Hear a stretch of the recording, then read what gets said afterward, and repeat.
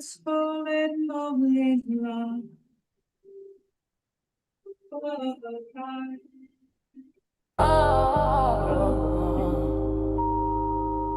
yeah. Oh, they not like us. They not like us. They don't like lookalikes. They not like us. They don't like us. They not like us. They not like lookalikes. They not like us. They not like us. They not like us. They don't like us. I was gonna say you ain't putting no damn title in the damn title. You doing that shit wrong. Salute. They don't like us. We the original, number one, uno. We're not alike, you know. Y'all are liars, like we made in the image, our likeness. Our image is righteous, our lineage is priceless. You can't buy or sell it, they try. Yeah, this is a banger right here, bro. This is a banger, man. I'm sorry. This is like a club. Why is the child's place empty? And you showing it? God damn it,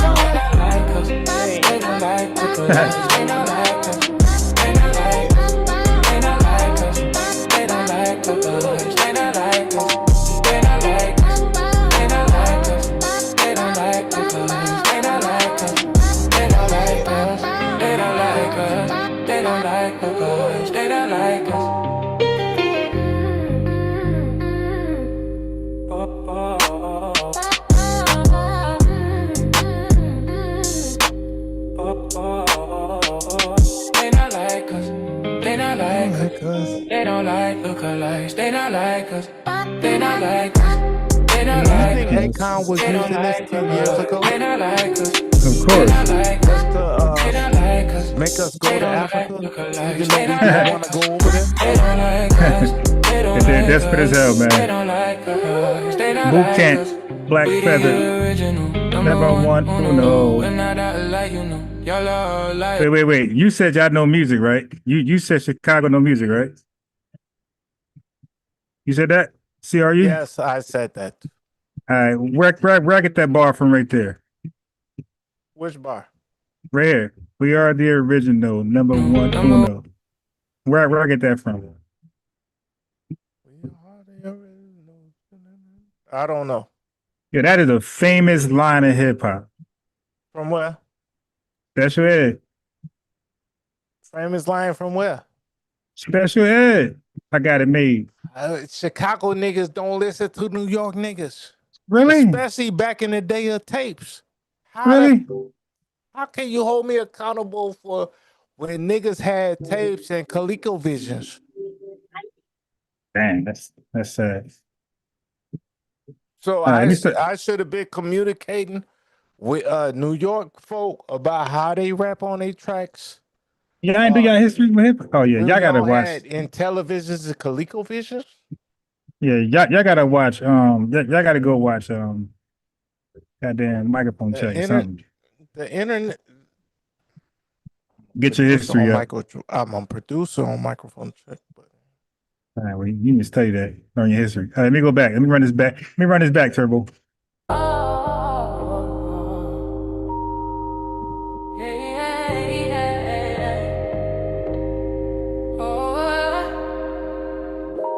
They not like us.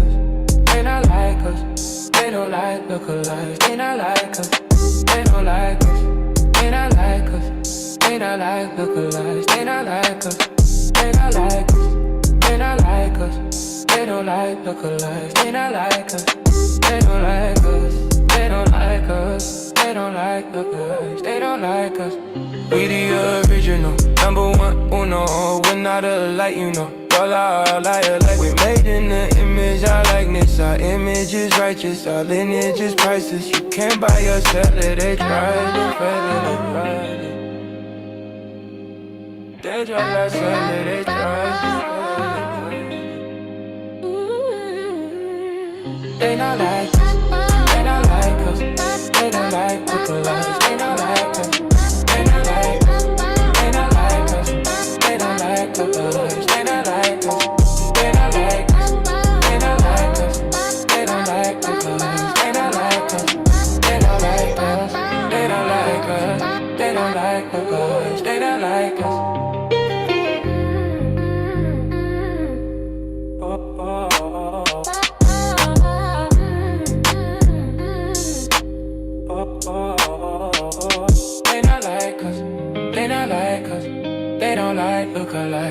not like us. They not like us. They not like us. They don't like us. They not like us. They not like us.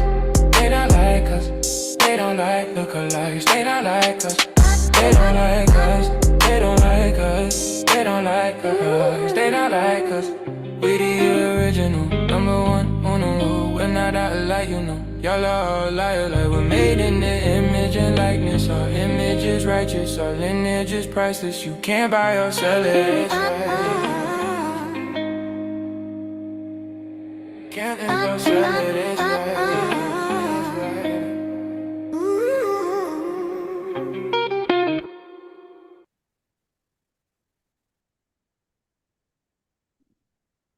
You're not like us. But man, that was a cold ass track though, Ron. God damn, you better than me. Well, I ain't gonna say that. Did I say that out loud?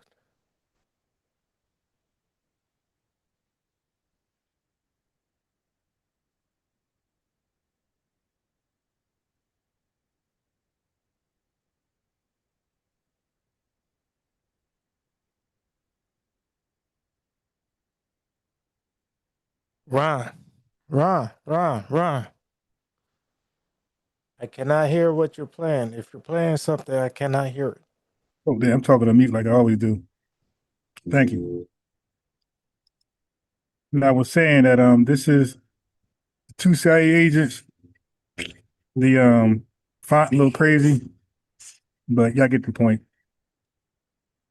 All right, so now we're gonna talk about a person who was supposed to have been on here who reneged. He can't renege in spades. He reneged. He said, come over and explain what Pan-Africanism is and ain't. And he didn't do it. He reneged. He came by. He stopped by. He was in the chat.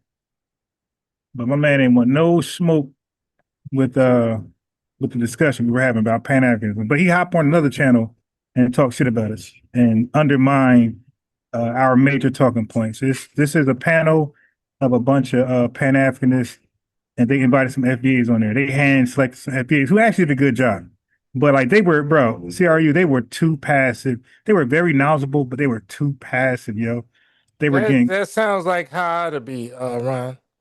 I'm gonna be honest with you, right?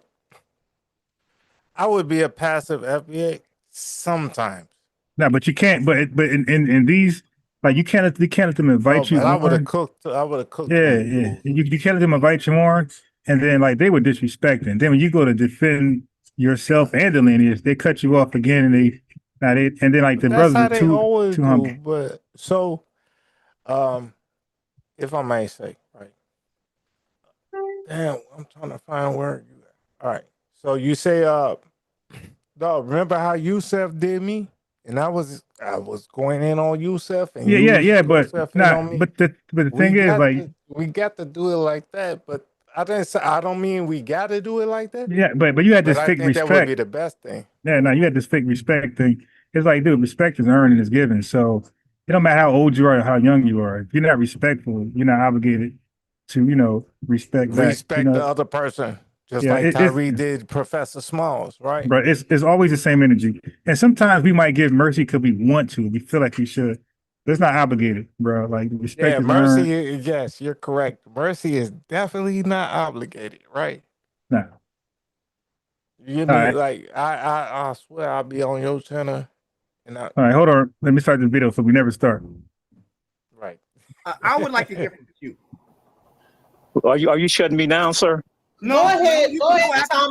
I mean, she's the person, sir. This is not your, sir, You're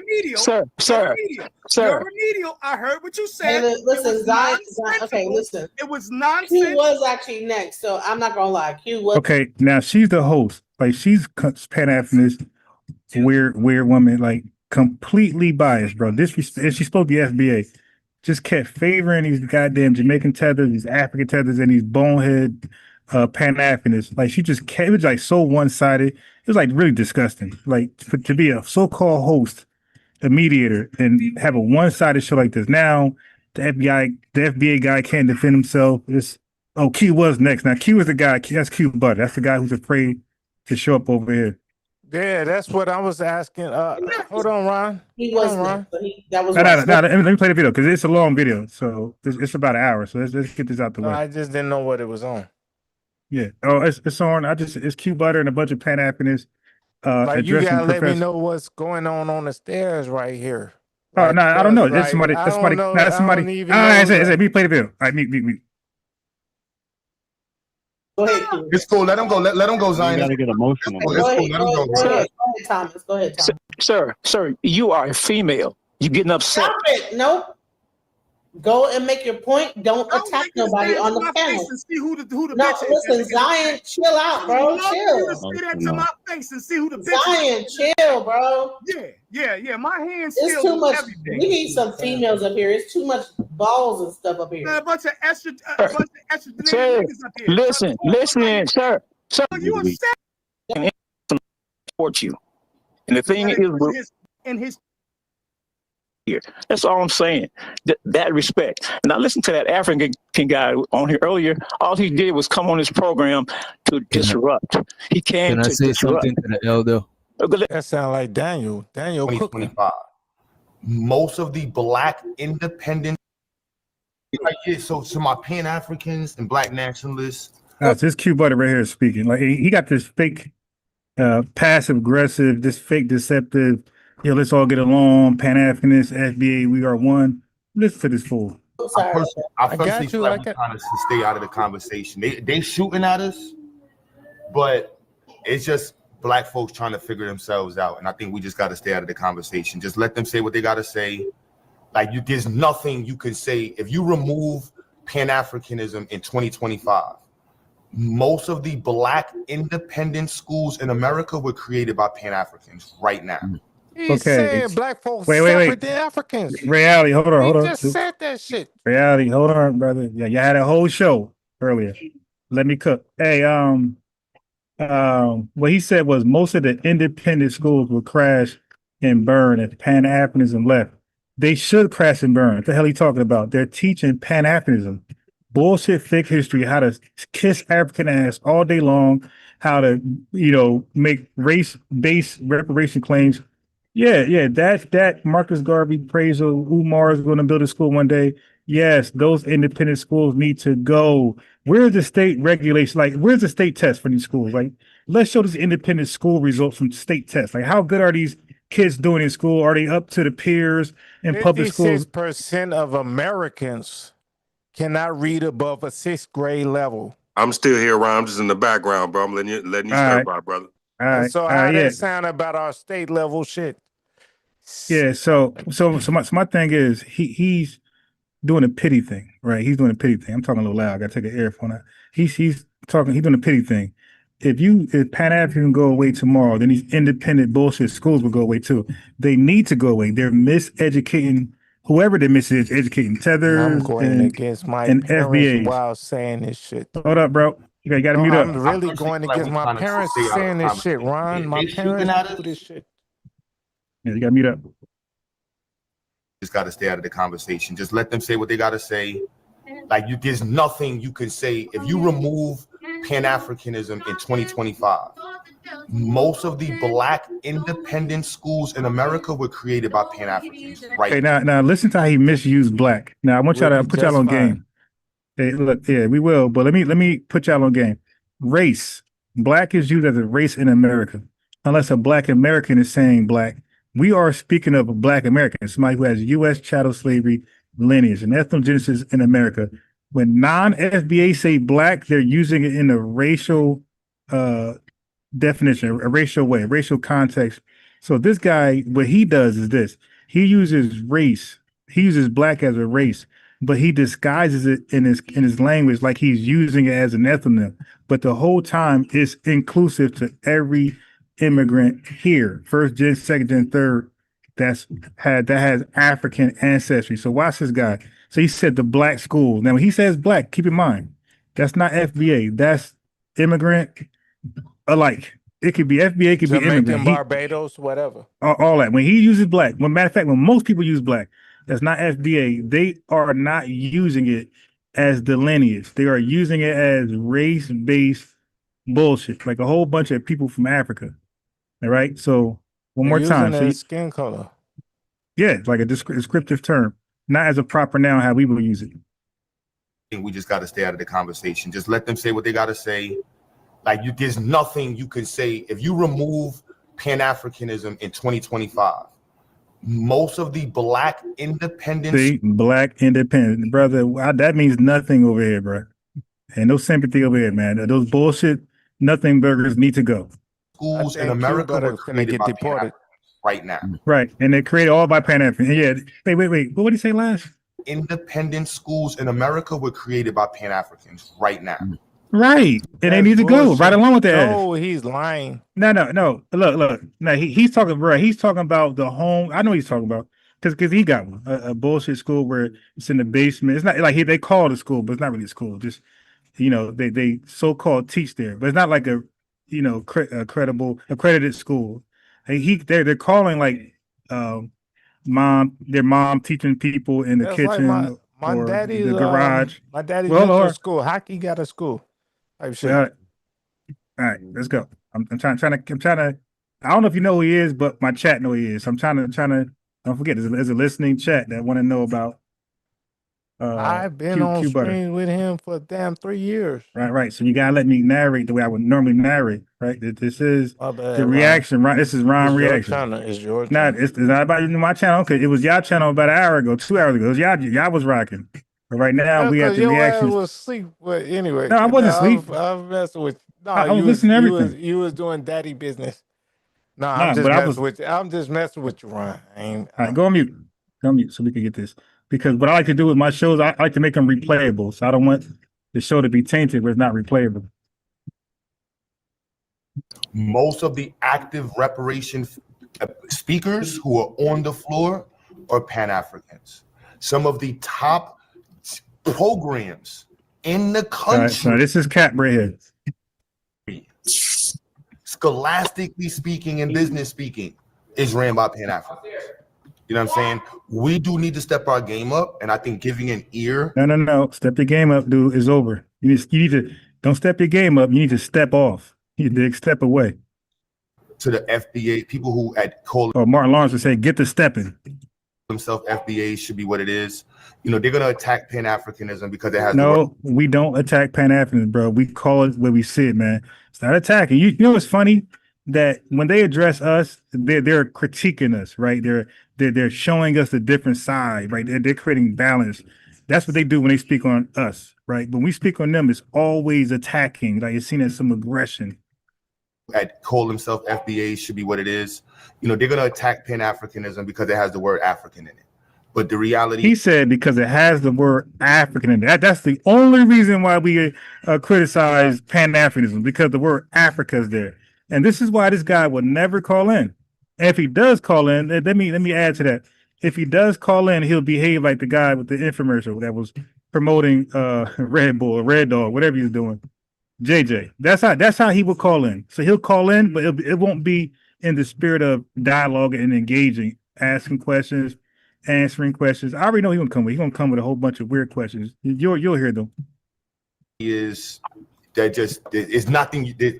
What are they really attacking? You know what I'm saying? Like I had to really listen to some people online. I'm like, yeah, that's your problem. You listening, but you don't want to engage. You got an invitation over here. You popped up over in the chat, but you wouldn't click the link, dude. Bro, I'm literally in my location. Like there's multiple. Yeah. Yes. Okay, you're in your location. Then that goddamn Catholic priest in his location. What does that mean? Bases across the country. Roots Charter Academy. Dr. Benita Thompson. I mean, let's just get past this bullshit. Seeking to work with Black Israelites. Hey, where are we going with the conversation? This is the internet. There's a brother on here right now who's from the Caribbean. There's another brother who is in the continent. Let's just focus on connecting with each other. No, not connecting with them at all. They could connect with each other. You guys are doing right. Aren't you guys doing great things? What you need us for? Go be great, bro. We're saying we're out of your way. We're not creating obstacles. We're not misrepresenting you. We're not cosplaying, pretending we're down with you and then say some foul shit. No, go be great, bro. You don't need us, man. Y'all having fun. They're if you're better than FBA, us, right? So they black could do it. What do y'all want to do for black people? It's just that simple. You want to build a museum. You want to focus. You heard what he said? Black people. What do you? One more time. He's not. Nobody will skip past that word. Through me. That black. I know he's slick. He's using it as a racial term, but he's pretending like he's being exclusive to foundational Black Americans alone. Black people. What do y'all want to do for black people? Focus on connecting with each other. If you're an FBA, you want to do something for black people. What do y'all want to do for black people? It's just that simple. You want to build a museum. You want to focus on research. You want to build stuff up. Right. Well, when we say black people, that's the lineage, bro. FBA are the only black people, right? Can we focus on building? You know what I'm saying? Like, so to my FBAs, the simple question is, what are 5 talking points or 5 points of focus that y'all have that would be like prioritized as objectives for the black? Yeah, let me talk about that. They all do that, family. They all say, hey, what's the 5 major talking points or 5 wishes you have for the American government? What are you asking for? Like, this is what they do to us. Like, what is the answer to talking point? I'm FBA. Wait, hold on. And cut this. Of course we do. He knows that. But what I'm saying is, my boy want us to solve global warming. You dig? So what's the answers to, like, they want us to solve they want us to solve racism. So can you offer peace in the Middle East? Like, this is what they asking from us, just because we're saying we're delineating, we're self-identifying, and cut the check. Now we got to answer the word. We got to explain how the pyramids was built, right? We got to do all we got to just keep it going. The standards just try to give us, man. Get your weird shit. Yes, sir. Can I ask you a question, sir? I just want to be the shit to this. If you're a Pan-African, yeah, he's a tether from New York. You could tell. And they never stop talking. Like, he's never finished. That's another thing about these slick tethers. They'll talk, pause, and then when you go to speak, they'll say, "I'm not done." They're never done. Oh.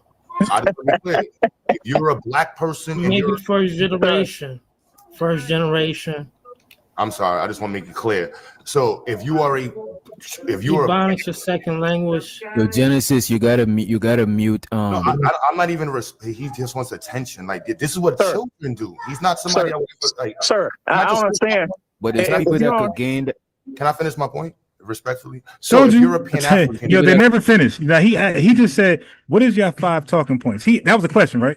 So you would think he was done. He keeps going. So now it's like, all right, so I gotta answer that question. I gotta remember to answer that one. What's the 5 major talking points of FBA? Like, we're organization. All right, bro. I'm gonna ignore that. Okay, so then he keeps going. Then he gives a damn diatribe, but then he has more questions, and then he'll say, "Okay, I'm done." And then when you go to speak, he'll say, "But you didn't answer my questions." Like, dude, which one?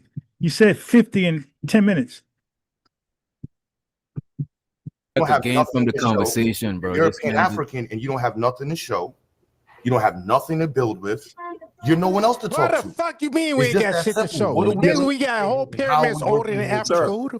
My bad. Can I say something? Before you tell me, listen. We keep asking, can they say something? Yo, Genesis just dropped. Now, this is the host, right? She's out of control.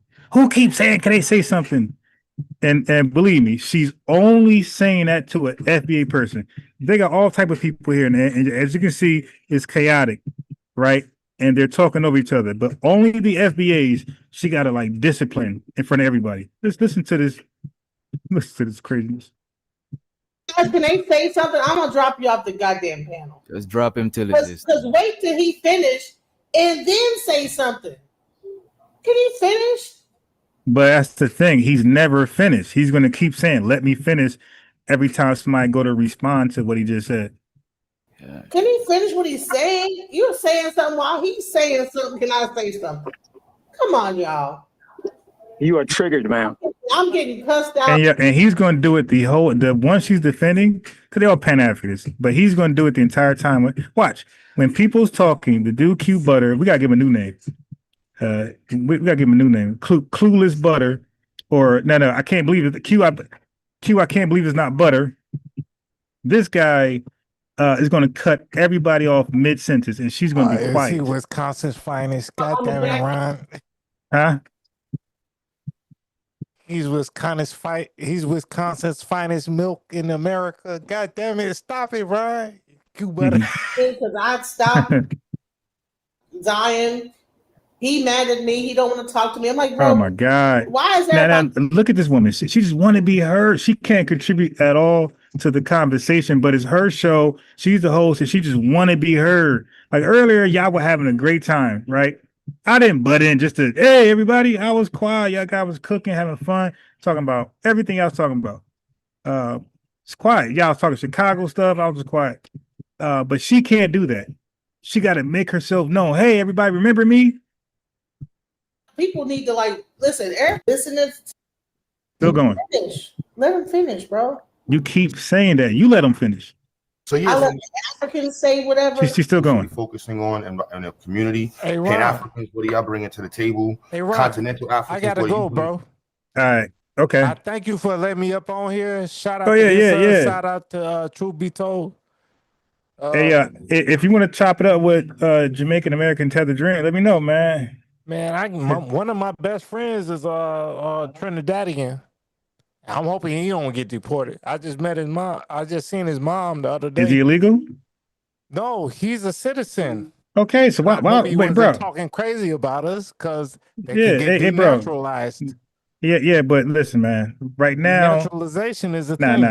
Nah. Yeah, but right now, that's not even nothing. Like right now, the people who are getting out of this country are the immigrants who are committing crimes, the ones visas that expired, refugee status revoked, or always rejected. It just took time to catch them. These are the people. So citizens, I don't like that narrative. Like there are no immigrant citizens that did nothing wrong, no criminal activity, got a valid visa. Wrong, they're fine. Right. Well, your Trinidadian friend. Right. Well, hopefully your Trinidadian friend ain't do that. If so, he got to go. All right, bro. Let me finish the video. Yeah, appreciate you, bro. And I love you, man. Tune back in. Love you too, bro. Pop up again, bro. It was fun having you. The chat was loving the conversation. Peace. Yes, sir. Love you too. Yes, sir. Peace. Let me close this shit. Caribbean people, what are we bringing to the table? And how are we helping each other out? If not, get out of the conversation. And if you have something to bring to the table, I don't. Okay, so now this Q, I can't believe it's not butter. He's over here talking about bring it to the he's trying to hold people individually responsible. You know, all tethers do that. All tethers want to know what you do personally. Hey, so you work at? What do you own? How much money? Like they try to hold us accountable personally to represent the entire race. It's like, dude, you don't represent your race. I don't care if you're a millionaire. That your race is a bunch of failures, my boy. You are the anomaly of your race. Okay? And we are doing 1,000 times whatever I'm doing that you might have the advantage of. I'm doing 1,000 times better than your homeland. Everybody there. So there's no tit for tat comparison, bro. Knock that shit off immediately. All right, but that's what he's doing right now on this panel. Like, hey, so who's bringing stuff to the table? Who's doing this? Because he got some bullshit school set up. So now he want to show if you ain't got some bullshit home after school thing going on, you ain't doing nothing. Well, guess what, Q? My after school program family, I taught over 1,000 kids. He can never say that. My after school program was popping before the pandemic crushed it. Okay, we're talking about 100 kids a week. So, and I got pictures and everything. So it was very successful. Like, so when I do something for kids, it's going to be unbelievably successful. Come FBA. I ain't gonna struggle. I ask for no donation, none of that shit he be doing, nothing. All right. So we don't want to do the tit for tat, what you did, what I did, because dude, relax. I served like over 1,000 kids in my own business. People paid for my services. It wasn't free, nothing, no donations. They physically paid me for about 5 years, probably over like 1,000 kids I didn't service. Okay. And I'm lit. Like my name is lit in certain cities for that. You know, like just being clear, like that's how I talk to people. If you don't have nothing to bring to the table, what are we actually discussing as men? We delineating. This is the grieving process. It's the first stage of grievance right here. Do you have anything to get out of that? Do you have anything to bring to the table? Stage of grievances. Let's go. So do you have anything to bring to the table? Here you go again. Bring to what table? To a Pan-Africanist table? Hell no, man. We ain't got nothing for y'all. Y'all don't have nothing to bring to the Pan-Africanist table. The second stage of delineations is so you don't have is, nothing to do with is it. Is there anybody? acceptance. No disrespect. Is there Accept anybody that who's Now look, FBA? you hear him? I do. Now look, he's cutting her off. Now remember, he was just told everybody was told, FBAs were told by the host to don't cut off Pan-Africans, let them land their plane, which they never land. So now the sister's talking, and he's cutting her off by asking her, does she got anything to bring to this imaginary Pan-Africanist table? And she's like, oh, let me just talk. Like, why I gotta answer that? Let me just say what I want to say. And no disrespect, but does anybody he's basically the co-host. Like he just nominated himself as a co-host. And the real host is just quiet back there because she's a fake host. Like you're biased as shit, man. You're not me. When Yusuf and the brother went at it, I was totally quiet. That's called unbiased. I stayed out of it. I let them resolve it, let them settle it. As long as they get too chippy, I stayed out of it. And it they got a little heated, but it was normal heat. I stayed out of it. That's called being unbiased.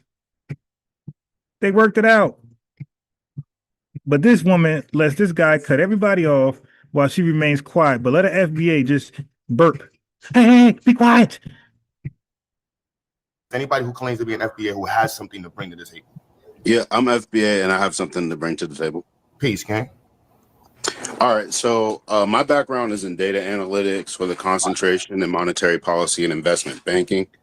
I'm a younger Black American in my 20s. So how I help out the Black community is I typically build workshops to help people develop their skills in order to get better jobs. I've helped a lot of African people. I've helped a lot of Black American people. I've seen a lot of issues with the community in terms of getting people focused on being career oriented and having specialized skill sets in order to get to that next level. And it really only takes about 5 years to get that 100K job if you're not going the business route. So I hope a lot of people trying to get to that 100K within 5 years. And a lot of that just has to do with getting the experience to get that initial job and then working the years in that job while you're learning on the side. May I ask where you located? May I ask where you located? Well, I'm located in the South. Yeah, no, I know. I have a space in North Carolina too, but I definitely would want to work with you and stuff. That would be fire. And I think that's something we should. So look at him. I would love to work with you. That'd be fire. Like, dude, nobody buying that Pan-Africanist, wiggle Marcus Garvey, Umar bullshit. Like, you just disrespected the FBA system, every FBA person on a panel. But you want to work with this FBA, like you know how white folks say, black folks are monkeys, but you're not. You're not the only monkey, but everybody else is monkeys. That's what he's doing. FBAs ain't shit, but you're not. I want to work with you. Space in North Carolina too, but I definitely would want to work with you and stuff. That would be fire, and I think that's something we should. So, and the reason why I do all that is because I come from a family of Black Americans who help people. My grandfather, he started his own charter school for Black Americans, and he was honored where he did so much in terms of civil rights where they named streets after him and stuff. So when I'm talking, I'm not talking from a perspective of downing other groups. I'm just talking from a perspective where when you look at these political parties, we have to focus more so on what they can give to us. And if they can't give anything to us, then they're just going to say that they're giving all this stuff to all these other people. Then my thing is, like, we're not a part of the political conversation at that point. And that's all I'm saying. In terms of people going and doing for self, I want Africans to do for self. I want Black Americans, I want Caribbeans, I want everybody to do for self. What I want to see more from Africans is a more education on their culture, on their history, on where they're from. That's what I would like to see more from Africans. Africans know a lot about our culture. They've assumed a lot of. Now, watch the crash out from this Pan-Africanist. Now, he was just pretending like he wanted to build with the brother, right? So now the brother's being professional. He gave his background. He gave his experience, his education. And watch how the brother crash out. Well, not the brother, the other, the Pan-Africanist other. Watch this. Black media. I know, fam, even though not to cut you. No. He heard that? He cut right in. Fam, what happened, family? Was he done? Did he land his plane? He was still going. Oh, not to cut you. Told you that Pan-African bullshit does not work, man. It's That's not the with me. same way when people be like, hey, no disrespect. Right. Then they And say then something disrespect. Yeah. disrespectful. Right. Yeah. Now the host, this weird woman, had just warned the FBAs, hey, don't cut off these Pan-Africanists. Let them land that plane. This dude is talking. He's not even done. Oh, not to cut you. But then, like you say, watch, he's gonna disrespect him. Watch this. Is a more right after just asking him to work with him. Look at this. education Can't make this on up. their culture, on their history, on where they're from. That's what I would like to see more from Africans. Africans know a lot about our culture. They've assumed a lot of Black media. I know, fam. Even though, not to cut you, we tend to go down that route versus just sticking to table talk. What do you bring to the table? What do men do after they finish table talk? Okay, so now look, you see, so he's gonna make everybody talk about this imaginary table. This what's that called in the Bible? The feast, like the Last Supper. Like everybody, like he wants to pin everybody to this imaginary table where we all come together with our ideas collectively and build with Pan-Africanism, help them be great. Go to their family. I don't have nothing to talk. I'm talking about transmissions, car parts, buildings. You see what I'm saying? If we stick to table talk about business, all of the extra stuff goes out the way. Everybody knows it goes away. For a better job. Black people around the world need to focus on You heard that? Black people around the world. I'm never gonna miss when people include everybody in that black and blackness. That's not gonna work around me. This dude said black people all over the world, bro. Ain't no black people all over the world. You got cosplaying black people all over the world. Yeah, no, there's only one black people. There's only one lineage that's called black, and that's from USA. Okay. If we stick to table talk about business, all of the extra stuff goes out the way. Everybody knows. Yeah, matter of fact, let me throw that link in the chat in case one of these Pan-Africans want to be froggy tonight.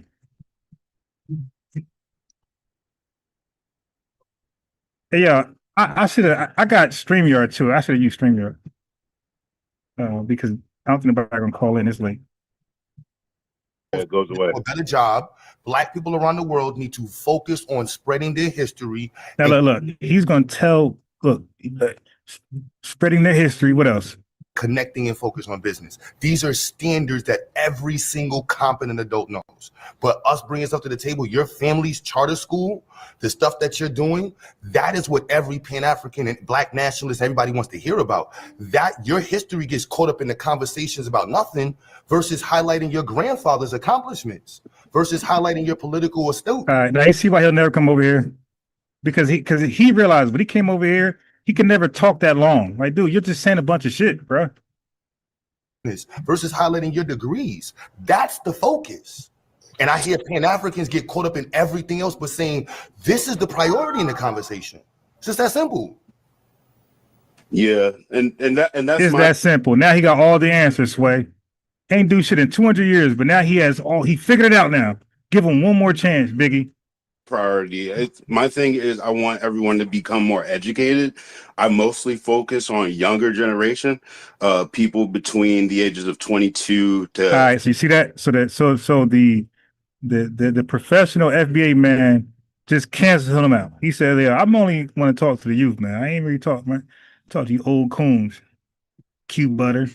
40. And, you know, I want to get people, like what I see a lot in the community is when you're pushing people to strive, they think that they're too old to like do better for themselves. And it's crazy because it's like anyone can get a corporate position. How you get in the corporate? You don't need a degree. All you need is to become an administrative assistant. And then when you become an administrative assistant, you're there in the corporate world for like a year, and then you could transfer to a department and specialize by learning from the people in the department. Now you're a financial manager because you went from. Yeah, family, let's get the likes up. You dig? 155 people watching. I appreciate y'all. The 50 likes, you know, that's kind of a smack in the back of my head. Admin assistant, which all you need to with a wet palm. Pause. Do is know how to use Excel, Microsoft Word, and Outlook and email. That's all you need to know how to do. If you and you write letters for people, shit, ChatGPT that shit. You can just have ChatGPT build out everything for you. And that's the thing. They want to, like, when you have. So now he's really giving out real game right now. have your sales experience from running the cashier, that's just the first step. You get that when you're a teen, and then after that, you move to that admin position. That's all you need, is that cashier experience. That little experience there can open the doors 5 years down the road. Okay, so Pardon Creole said Q Butter is Puerto Rican on some channels, Pan-African on others, FB on others, New Rican on others, and says being in jail makes him legitimate. He perpetuates, and most people don't know his background. Oh, he one of those guys that he's real, like he a real ninja because he did some jail time. Oh my God. Yo, those folks be killing me. I'm a real nigga. You ain't been through my life. You ain't been through what I've been through. I've been in jail. Yeah, that means you failed, man. You gave up. You couldn't handle life, man. That's what that means to us. You crashed out. Dude acting like, yeah, we got to stop that. Like going to jail doing a bid makes you a man, and you ain't legitimate. Man, they threw me a big party when I got out. You ain't get a big party. Okay. $100,000, you can become a project manager. And the thing is, you just have to focus on getting those goals. So you have to go in your mind and say, hey, what can I be good at? And if you don't see yourself being good at anything because you didn't do well in school, because you didn't learn the basic math and you didn't learn the basic history and the knowledge in order to learn how to connect and discern information, then you're going to be stuck. And you're never going to be progressing. And that's my goal. I just want everyone to progress in a way. And a lot of people in the conversations, I don't know if they're showing that type of progression in their daily life, whether it be with their own businesses. I know a lot of people have their own businesses and they don't advocate for working for other companies, but shit, that's how our ancestors got their money. That's how Black Wall Street was made. We had the skills and we went and worked for white people. And then when we worked for white people, we brought the money back to our community, and then it circulated in our community. That's what every other community is. How often do you get to discuss this on Pan-African panels? I normally don't go on any panels. How often have you heard a similar conversation discussed on FBA panels? So when you say Pan-African, I'm just assuming Black panels in general. But when on Black panels in general, I don't think I've heard any of those conversations. Like I've been to conversations. I'm going to say this is that I, you know what, and I'm going to say this. I'm Pan-African. I'm an FBA, but I'm Pan-African, and this is okay. So this is the host. She said, "I'm Pan-African. I'm FBA, but I'm Pan-African." Like, family, what just changed? What just happened? I'm Pan-African. I'm FBA, but I'm Pan-African. What does that mean? She just be talking just to be heard. Now she cut the. Now they were having, as you can see, there was some type of chemistry. It was getting a little heated. It died down a little bit. It seemed like the build is getting a little better, getting a little manageable. You feel me? They kind of vibing a little bit. Look at this. She comes in with that you see, and now watch it go crazy now. It was just calm. It just got heated. It calmed down. They vibing a little bit, little chemistry there. She come with that bullshit. Hey, I'm FBA out of nowhere. Hey, I'm Pan-African. I'm FBA, but I'm Pan-African. They like, yeah, what that got to do with where we at now? This is my panel. So yeah. Okay, so be back up. I'm Pan-African, and this is my panel. And this is my panel. I told you, just want to be heard. She got a YouTube channel. She got a panel just to let everybody know this is mine. Don't forget about me. You guys are having a great build. It's actually going somewhere now. But I got to remind you, it's all about me. It's my panel, my channel. Hey, guys, I'm still here. Don't forget about me. And and this is why I try to avoid these guys' panels, man. This is what it is: a bunch of foolishness and clout chasing. But I'm gonna say this: I'm Pan-African. I'm an FBA, but I'm Pan-African, and this is my panel. So yeah. Well, I'm FBA and I'm Pan-African, but not at the dismissal of whatever issues we're going through. Like, that's my thing. Like, in terms of advocacy, there's really nothing Black, like everyone's saying we can build bridges and we can do that. Yes, we could do that, and there's a demand for it, but the demand isn't so high that like the vast majority of Black Americans can participate in that. That's not where we fix ourselves is trying to get the economy better. And somebody then said where big back Africans energy. fix themselves is generating businesses in Africa. So whatever knowledge you learn from America, you take that over to Africa. Because like people were saying, like, again, hold on, before you do it again. yeah. Look, he cut in again. I'm gonna back it up a little bit. So now when he's okay, let's explain what's going on if you I didn't catch it. Because I watched this already, right? Most of this already. So I caught it a few times. So the brother didn't fall for the kumbaya that he want to build with Q Butter or any other Pan-Africanist. Like he made it very clear, bro, it's really not necessary for us to build with y'all. Like we got our own thing going on. And that's where we at right now. We're delineating. So now when Q Butter ain't like what he heard, he cuts in and now he gonna check him. Now remember, Q Butter had just advised and suggested that we should all come together and come to the table with our skill set. Like this is what he said we all should do and FBA should do. Africa. So whatever knowledge you learn from America, you generate ourselves is trying to get the economy. So now what the brother's going to explain, because I talk about brain gain, brain waste, brain drain, and brain circulation. So what he's going to explain is brain circulation. He's going to say immigrants should come over here, gain skills, get education, get money, and take their ass back home and build their homeland. That's called brain circulation. There's nothing wrong with that. Keep going to take offense to that. Better. And then where that like the vast majority of Black Americans can participate in that. That's not where we fix ourselves is trying to get the economy better. And then where so he just said, nah, we're not interested in this kumbaya shit with Africa. We're just focused on getting our country's economy better. If that becomes better, we become better off. That's what he's trying to say. So we don't need to build some shit with y'all. Our economy is what we need to build up. A piece of the super chat. And I apologize earlier. We were having a conversation. We was, great Bill. Yeah, we're super chatting and I didn't get to read any of them because we were like locked in a conversation. And I didn't want to just cut people off, mid-sentence, like what they're doing. So, but first class citizen, $5 super chat, some Lenny's love. It's because scam Africanism is more important to her than delineation. She's just pretending she has exactly. She got dual allegiances. Exactly. Africans fix themselves is generating businesses in Africa. So whatever knowledge you learn from America, you take that over to Africa. That's called brain circulation. Like people are saying, like, again, before you do it again, we have a tendency of giving unrequested advice. Listen, and I recognize this. Listen to how much we do that. Africans should do this. If they're in Africa, now look, he just said what we need to do. Now this tether just said what we should do. How we should bring something to the table. He just said that earlier. He's speaking on behalf of us and what he's giving unsolicited advice to FBA. What we should do with the Pan-Africanism and with Africa, right? So now the brother's giving his opinion. Africa should worry about fixing Africa, and FBA should worry about making their country greater, making our country greater, right? He couldn't take that. So he cut in again, second time, third time. He cut in again. The host is absolutely quiet. Don't ever check him. Let him just freely just cut everybody off. And he cut you off in the most disrespectful way as possible. They're gonna tell you that you can't give an assessment on what everybody should be doing as though he ain't just doing. They come to America and they're paying taxes in America.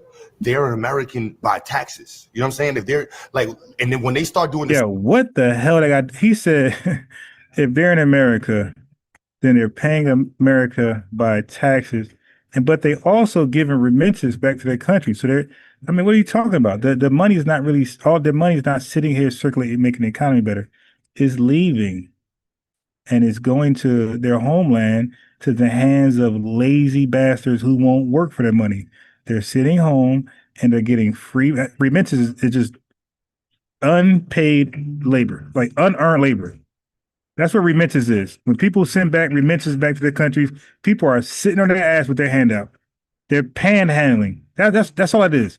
Panhandling. Got your hand out on your fat ass while somebody, your relative in America, is sending you back money. You don't want to work. All that shit, all that hard work is out the door. On your ass with your hand out, panhandling. That's what a remittance is, family. Not to cut you off, brother, but that's why the orange man trying to stop that shit. Right. All of that sending money back. He like, hey man, listen, ain't sending nothing back.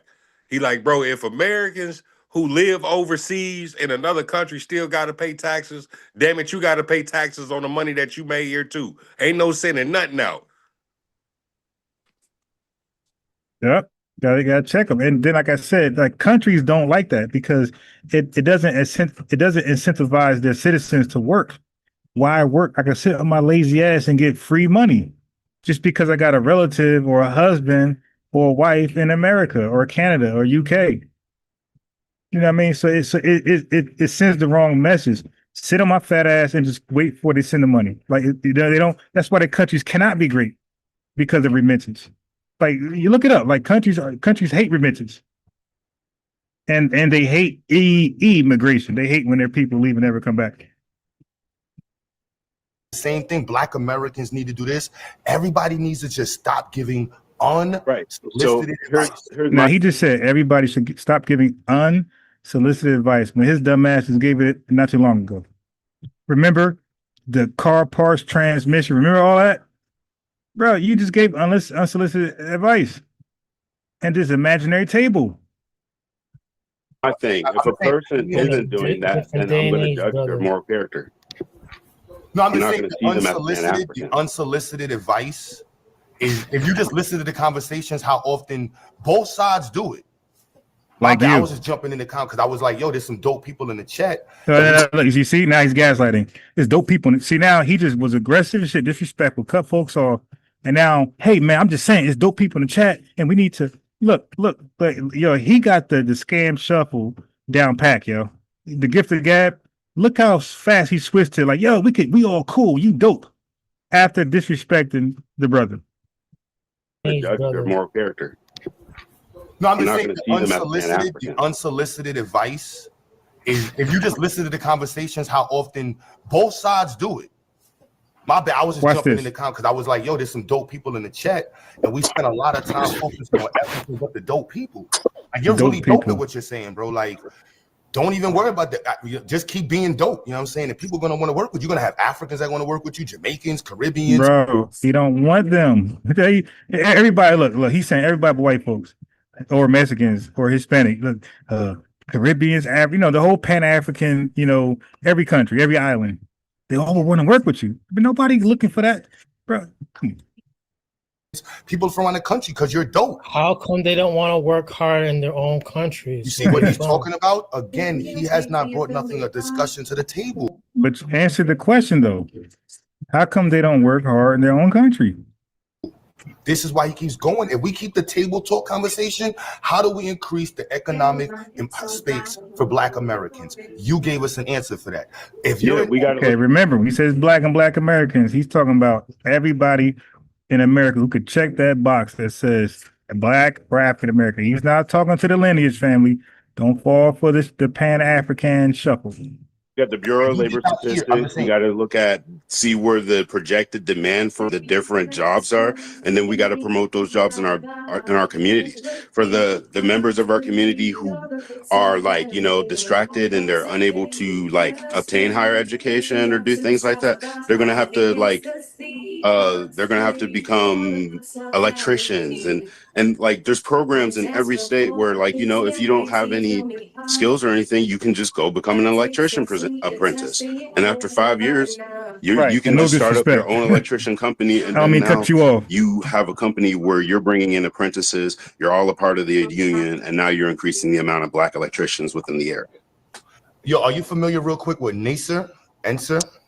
No, I'm not familiar. Now he's just giving trivial questions to show, hey, you familiar with some bullshit Pan-African? No, nobody know about that bullshit, bro. It's a nothing burger, man. I just got linked with this organization. It's the National Center for Construction Education and Research. They do low-cost training as well. There's another organization I just got put onto for low-cost training for 18 to 24-year-olds, and they get pulled straight into the unions. Really powerful, really impactful. But the thing people need to be aware of is the education level of Black. Yeah, he just said some random shit, bro. Americans right now isn't as impressive as we think it is in terms of per capita. Like a lot of Black Americans, they go to school, they fell out. A lot of us, and it has nothing to do with like culture or anything. It just has to do with like our support systems. We don't have the support systems You in mean place America? because we're You competing. mean America, the United States? No. He means in America, Black Yeah. Americans have systematically been kept from resources from white people. It's been well documented that You white see, look, white. That's all they do. They want to just drop all the charges off them. All the charges on them, they want to just drop and put it on YTL. That's it. That's the goal of all these folks. Is to drop their charges that we put on them and just stick with the charges on YT. from resources from white people. It's been well documented that white people allocate resources away from Black people, not Jamaicans, not Caribbeans. Yeah, but they give it to those people. They allocate it away from us and they give it to the people you just named. You just cooked yourself, bro. White people from white people have systematically been kept from resources from white people. It's been well documented that white people allocate resources away from Black people, not Jamaicans, not Caribbeans. Okay, so now you see, now he's delineating. See, family, now he wants to, so now he's not saying Black people to be the umbrella of everybody anymore. Now he's saying Caribbeans, right? So he's delineating Africans. But then later on, when he talk, he'll say Black. He'll include everybody again. So like these people, they know what they're doing. They're using the language to trick you. When he wants to delineate, he'll say Caribbeans. But when he wants you to buy into this Pan-African, everybody Black bullshit, he'll say Black people. White people, and they also change their districts to make sure the allocation of funds does not go to Black people. That is historically a fact around the country, and that is. And I have a question: is that allocation given to inappropriately given to Africans or Caribbeans? No, they take it from Black and people? the reason. Yes, it does go to them. They fall under immigrants. Yes, it does go to them. Why Government is that's their government system. So why is FBA trying to pretend that all these different things are getting taken from them and given to the Caribbeans? Okay, so like this exists. Okay, so I'm not saying that, and I thought we're doing table talk. Are you FBA? Yes, I'm 100%. So when Trump FBA. bombs Nigeria, don't say nothing no more. Here's my question. Because the whole argument of FBA movement is that all the resources are being taken from the Black American, the foundational Blacks, and given. Well, yeah, that's what happened. So what happened was. Okay, why are you interrupting? I'm not done. Okay, well. Yeah, look how aggressive she is. I'm not done. Just wilding. Okay. So what happened was. Okay, why are you interrupting? I'm not done. Okay. Well, okay. Well, okay, so I'm trying to understand why there's this narrative, and there's so many programs that are given out throughout the United States. Yeah, look how that the FBA has maybe not the FBA. It's a family. We are missing 90 likes. Listen, let me explain how the likes work, just in case you don't know.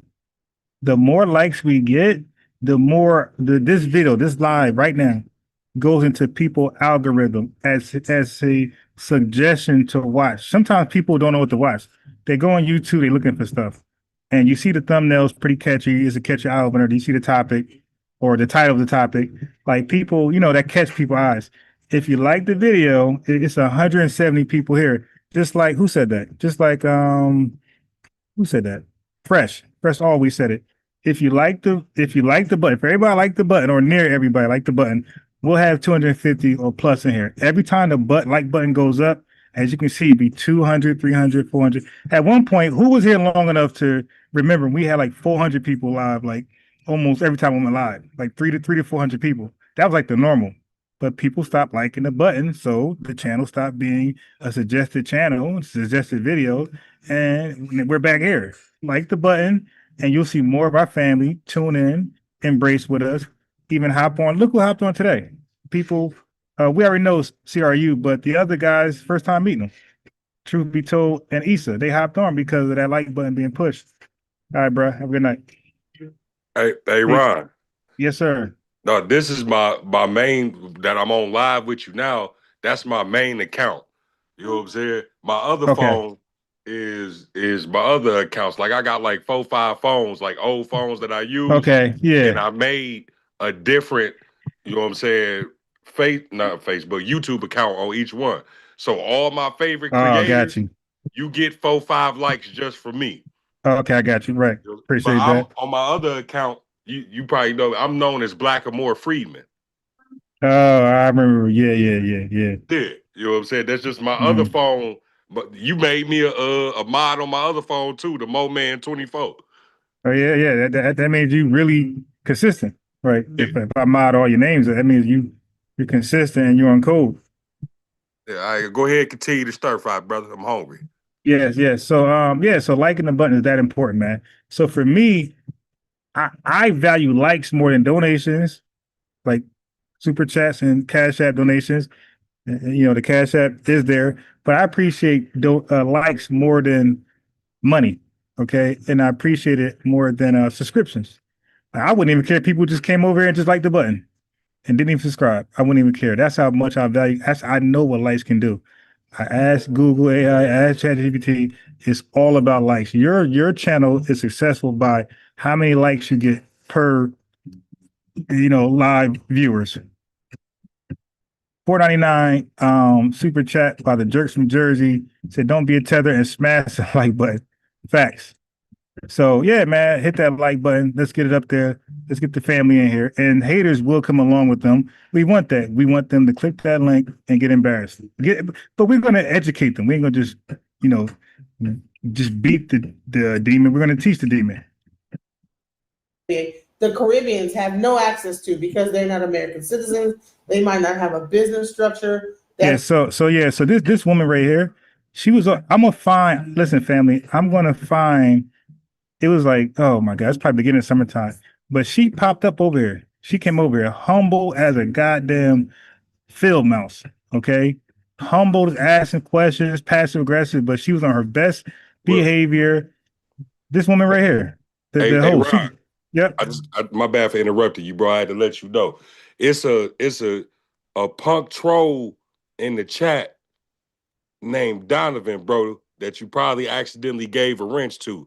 He just spelled out nigger in the chat. So you need to snatch that wrench from me. Okay. It's Donovan -HR3IP. I got you. Hey, and yo, why do they think? Yes, nothing is this. I just blocked them. Why do they think that if you put that word in the chat or say that word, like we just triggered and we just lose all confidence? Oh my, like that's our kryptonite. Oh my God, did you just call me that? Oh, did you spell that out in the chat? Oh my world, yo, we didn't even pay no mind to that shit, yo. Yo, family, yo, listen, tethers, that don't bother us, man. Now in person, different story, but trolling online or in a car riding by, that happened to me. Ninjas, it's like, okay, it drove right by, kept going.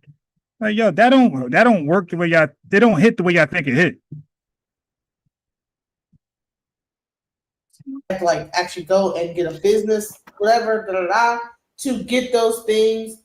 Why is this the narrative that all of the resources or the majority of resources that we think are for us, right? Us, whenever Tariq is talking, well, these things are for us, but they get it for them, and so why is it that we have this narrative when everything I'm hearing Q talk about, they're not necessarily open all the way wide for people of other cultures to come in. Yeah, what? Yeah, I'm honestly trying to follow her logic. What the hell is she talking about, man? Take advantage of mainly American citizens, but we're given this narrative that these things are open wide and they're more able to get these resources than we are as Black Americans. Thank you for sharing the link. So I can explain this to you, and it's really pretty simple.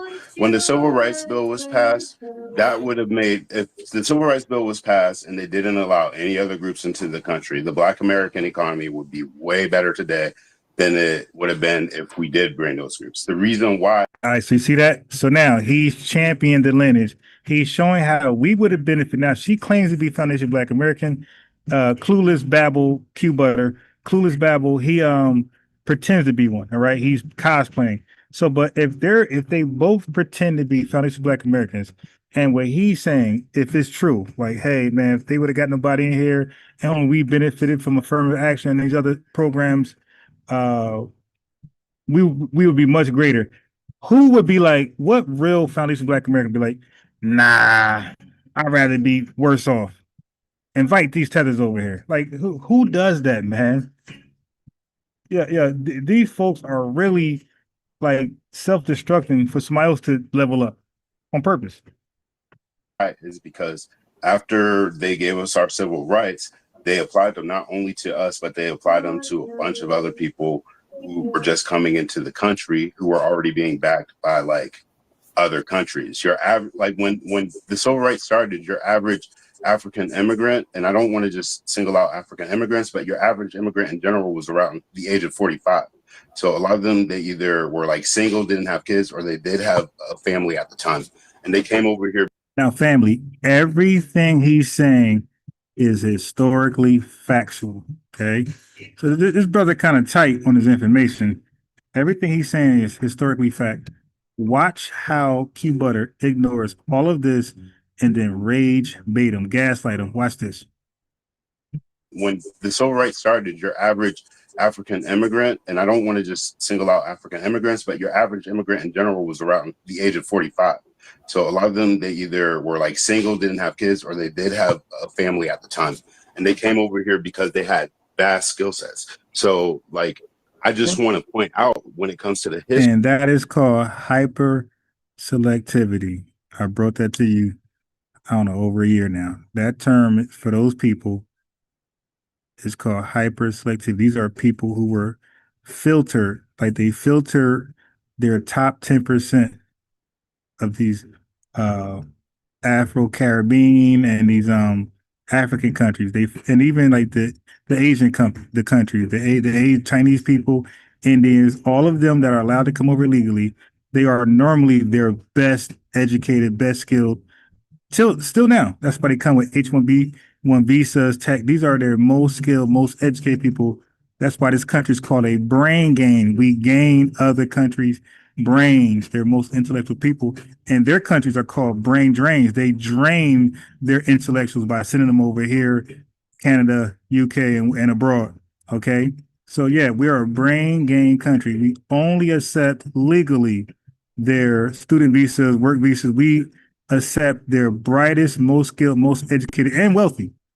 The people who come, the only way to come other than that really is as an evacuee, like the little hurricane, and it's temporary. Refugee, asylee, these are all temporary statuses. They come over and they're supposed to go back. But you know what they would do? They've been taking advantage of that. These refugees, evacuees, and asylees, what they would do is they'll have a baby over here. They'll create anchor babies when that was never supposed to be the case. They're supposed to go back. Evacuees, you left your country because you got rescued because of the tsunami, hurricane, typhoon, you feel me? But you're supposed to, but that's temporary. You go back once they put the trees back up and build the huts over again, the TPs, you go back over there and live again. You dig? They put the shithole back together, you go back. But they start taking advantage of our laws and they will have babies over here and try to become first 14th Amendment birthright citizens, you feel me? And so America's like, oh shit, we got a problem, Houston. And the Dems allowing it, Republicans trying to put a plug that hole, and it's been a back and forth ever since. You feel me? But that was the loophole. Right. But besides that, the only way to come over here is you had to be your top 10%. You had to represent your top 10 best in your country. So what he's saying is actual factual. And that process is called hyperselectivity, hyperselection, and they even got it also called highly selective. I think highly selective is the working class. History of Africans in America, a lot of them, like I don't want to like say that they came from like these families where they came over here with $2, because that's not the case. And we should educate people on like how they were able to come over here. They came over here. A lot of them came over here. So hold on. How much? Okay, now look. He said. Okay, hold on. Let me first read this super chat. The lineage love in the building. About our lineage love for the lineage, right?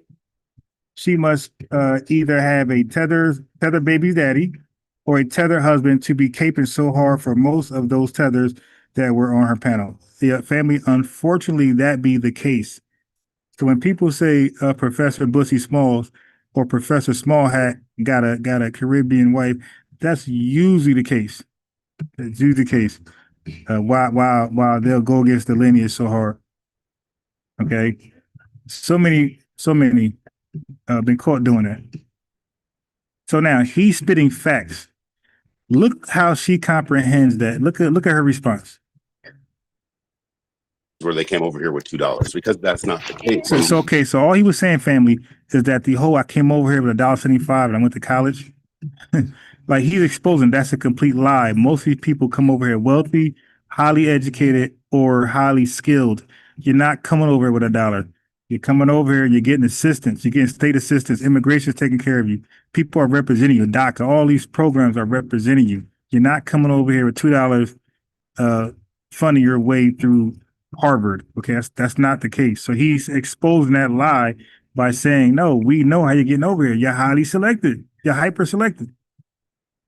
That they came from like these families where they came over here with $2, because that's not the case. And we should educate people on like how they were able to come over here. They came over here. A lot of them came over here. So hold on. How much of those? See, I think that what happens is that we are compounding a situation and blaming a group of people. Yeah, we are compounding. You heard her. She said we're blaming a group of people. How did you get that? He's telling us what really happens with immigration. How folks come over here. They're not poor. They're not stupid. They're highly educated, wealthy, skilled. How is that blaming somebody? He's giving you the facts. What immigration is about. We're a brain gain country. How is that blaming somebody? Like that's when they can't comprehend, when it's making too much sense and they got no rebuttal, they crash out, which we call the 4 T's. Tiptoe, twist, troll, and tap out. She did all at once just now. Is that we are compounding a situation and blaming a group of people. Yeah, we are compounding. And there was an entire thing called urban renewal. There was an entire time. Now, family, what the FUCK, what the FUX does urban renewal got anything to do with hyper selectivity of immigrants? She's just gonna say some random information. Where there was black cities like Detroit, like Black Bottom in Detroit. There were different cities throughout the United States that had highways after the civil rights movement was done. They put entire highways through these communities that were thriving black communities. We cannot blame the Caribbean people. We're not blaming them. You heard her? She said she just mentioned urban renewal for no reason and said we cannot blame for everything he said. She couldn't process it. And she took that as we're blaming immigrants. He just said we're not blaming immigrants. So instead of her saying, well, what are you saying? To get it over again? Family, they don't really comprehend well, so they crash out. Can I jump in too? No. What I'm trying to explain to you is that you cannot blame a group of people. Family, he was actually giving them credit. He was saying, yo, these immigrants don't come over here broke and stupid. But if they come over illegally and it's not an evacuee, asylum, or a refugee, they're coming over here pretty smart and educated and with some money. He's actually giving them credit. Because most people think of immigrants like being like lacking and needing help and support from the government, programs and things like that. And he's actually saying, nah, a lot of them don't need any help. They come over here, you dig, and they make it do what it do. She took that as we're blaming. But this is a sister that's, I don't know, supposed to be smart or something. I don't know. when there was all these different things, aspects of why we ended up in a situation. A Dragon Tamer. Dragon Tamer says FBAs are African descent. Let's stop the foolishness. Dragon Tamer, where did that come from? Click that link that's pinned to the top. Okay, let me put that link in for Dragon Tamer because he just out of the blue said just a random information. So Dragon, I want you to like click that link. And first of all, who is debating you? Who is arguing with you? You saying something random and like you dropped the bar. Okay, brother, Dragon, click that damn link and hop on, bro. We gotta get rid of you, man. Situation. You know, there was entire cities removed because they were put in highways called urban renewal. What that got to do with hyper selectivity? Yeah, and I totally agree with you on that. You can't. So you want to just take past urban renewal and go straight to that? There was like people from Jamaica that came into New York. Yeah, what the hell what's the connection? What's the connection with hyperselectivity, immigrants coming over here, and urban renewal? Like, what's the connection? You just saying random information like Dragon Tamer. No, but Dragon Tamer, you can't just sit here and say gorillas are in Africa or the jungle. Like, you just saying random stuff, bro. Click the link. Let's have it. If it's just facts, then click that link and let's have a discussion. Dragon. I gotta time you out. Matter of fact, I'm gonna time you out. Dragon, I'm gonna time you out for 30 minutes. Okay? But while you're timed out, you can still click the link and explain that random information, bro. If it's just facts, then why are you scared to click a link and recite just facts? Like, who's afraid to recite facts? Who's afraid to stand on truth but a tether? Or whatever they came to. Yeah, we're gonna skip right past. We're gonna head to 1983. Can you 1983. Can I tell you what happened in 1983? Before you tell us that, can you source your point that you said? Where did you get that data After from? the peak of the civil rights movement, the destruction of Black communities was less often the result of large-scale white mob violence, which was more common in the early 20th century, and more frequently consequence of systematic policies like urban renewal and corporate expansion. All right? The 1960s and beyond saw historically Black neighborhoods raised. Yeah, she's reading random information. What does this got to do with the brother said about hyperselectivity? What does this got to do with that? Hey, listen, man, the link is in the chat. You Pan-Africanists, click the link. Why are you guys afraid to stand on your truth? For development projects, often displacing thousands of families and businesses. This was done under the guise of improving living standards. Yeah, he said, Lord Maul said, she's Golden Corral buffet babbling. God damn. But disproportionately he's trying to say she's babbling with a mouthful of food. That's crazy, bro. Harm Black communities. So Big back at a vegan Thanksgiving. Yeah, crazy. which one did the worst? Moving doesn't matter. They both were neighborhoods or the So Richard Dixon said he's gonna do it the right way. He's gonna do brain circulation. He's gonna go to Africa, act like them, tether, but he's gonna handpick resources, some minerals, what they be bragging about. They got a little metals they brag about, and bring it back to us. Yeah, we should do that. Go over there, cosplay, tether, take their resources, bring it back over here. Do our own remittance. Caribbean community. Yeah, I'm trying to understand. Are you saying that? You hear this? And when people say that, when people say, yeah, I'm trying to understand, like he got the old school 1990 like rebuttals. Oh, I'm trying to understand. Bro, you ain't trying to understand. Come on, man. We know when you say I'm trying to understand, that's being passive aggressive. You're gaslighting, bro. I'm trying to understand.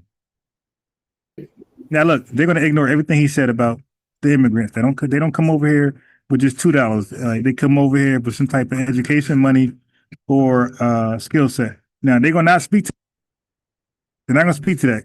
Clueless Butter is going to try to understand something else. Yeah, I'm trying to understand. Are you saying that a mouthful of hyena nuts. That immigrants, how does America make money? All right, now look, what does this got to do with what he just said? Like, all he did was expose that immigrants, for the most part, if they come over illegally, they don't, in the right way, through the right channels, right, through immigration, all those things, right? And they're not being saved. They don't come over here with $2. They come over here with a bag already, or some high skill set, or great education, like high education. Okay, that's all he said. Q Butter follows up with how America makes their money. Just random. Is Dragon? Are you Q Butter? You just saying random stuff in the chat, bro. Prince. Yeah, I'm trying to understand. Are you saying that immigrants? How does America make money? Can we all agree on that? What is the main revenue? Labor. I just want to be clear. What's the revenue for the brother that said American immigration? I want to be clear. I would say the main revenue is our ties with other countries. Essentially, we establish economic relationships with other countries where we force them to give us a monopoly stake in their market, allowing us to trade in dollars. Okay, so according to the federal government, the primary source of income is tax revenue for America. That's why I'm kind of confused. America is an immigration-based colonial system. It has always made money off of immigrants. That's why I'm kind of confused. America funds itself through immigration, a lot of money through immigrant taxes.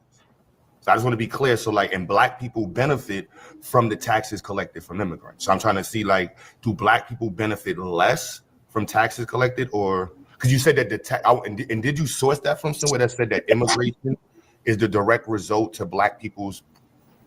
No one said anything about immigration being the direct result to Black people anything.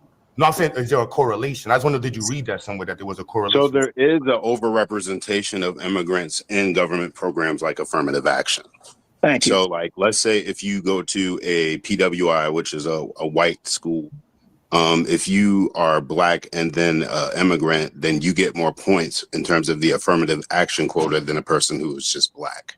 But even an affirmative action was created and started because white people did not want to allow Black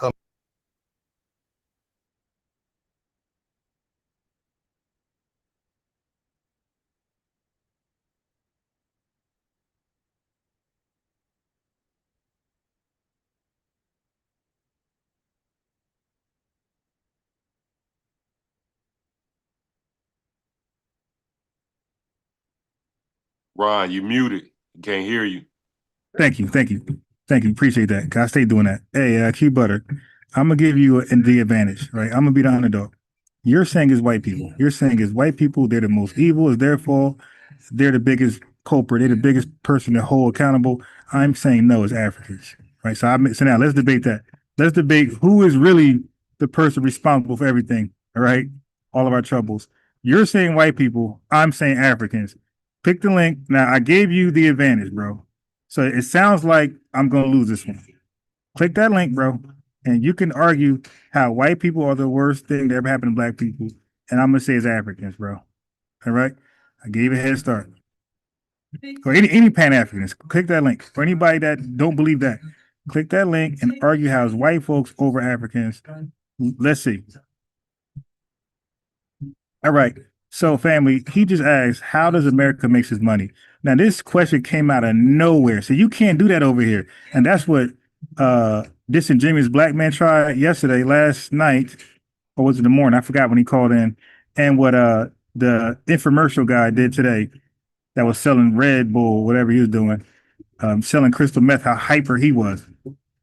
What I'm not going to do is allow you to say anything over here to change the topic or get the heat off you. Okay, so she answered immigrants' labor, but that was never the debate about how America makes its money.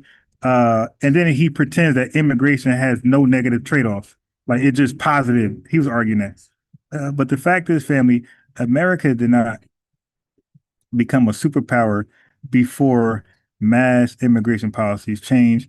in 1965. All right. So the immigrants that came over here, we were already a superpower before they came over here. So they didn't really make so he's immigrants, and when he says immigrants, he's speaking about Afro-Caribbeans and Africans. He's not including Hispanics, white Europeans.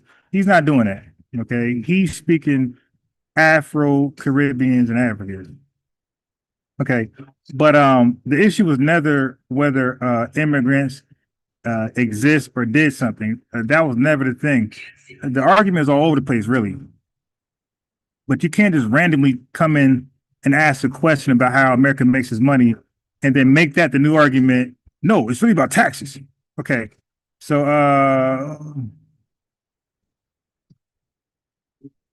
Americans ability to compete for contracts, and 30 years later, matter of fact, let's go over the negative trade-off with immigration, family. Okay, God, it should be common sense. Wage suppression, right? Don't they pay them less?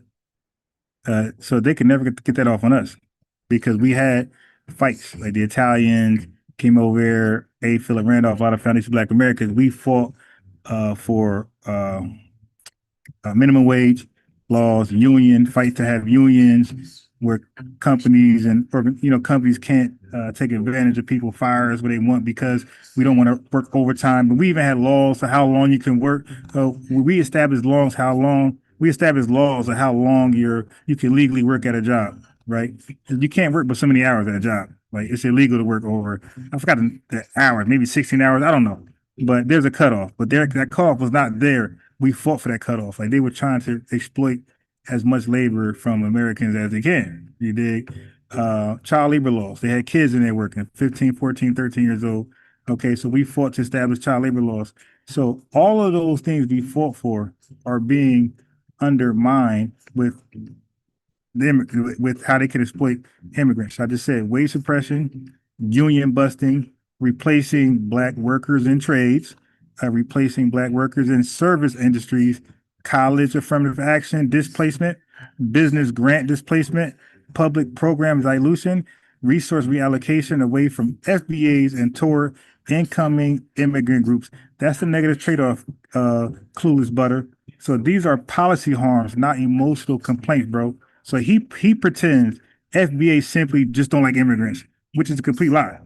Okay, then he want to overly blame white folks. This is a normal trick from a Pan-Africanist, right?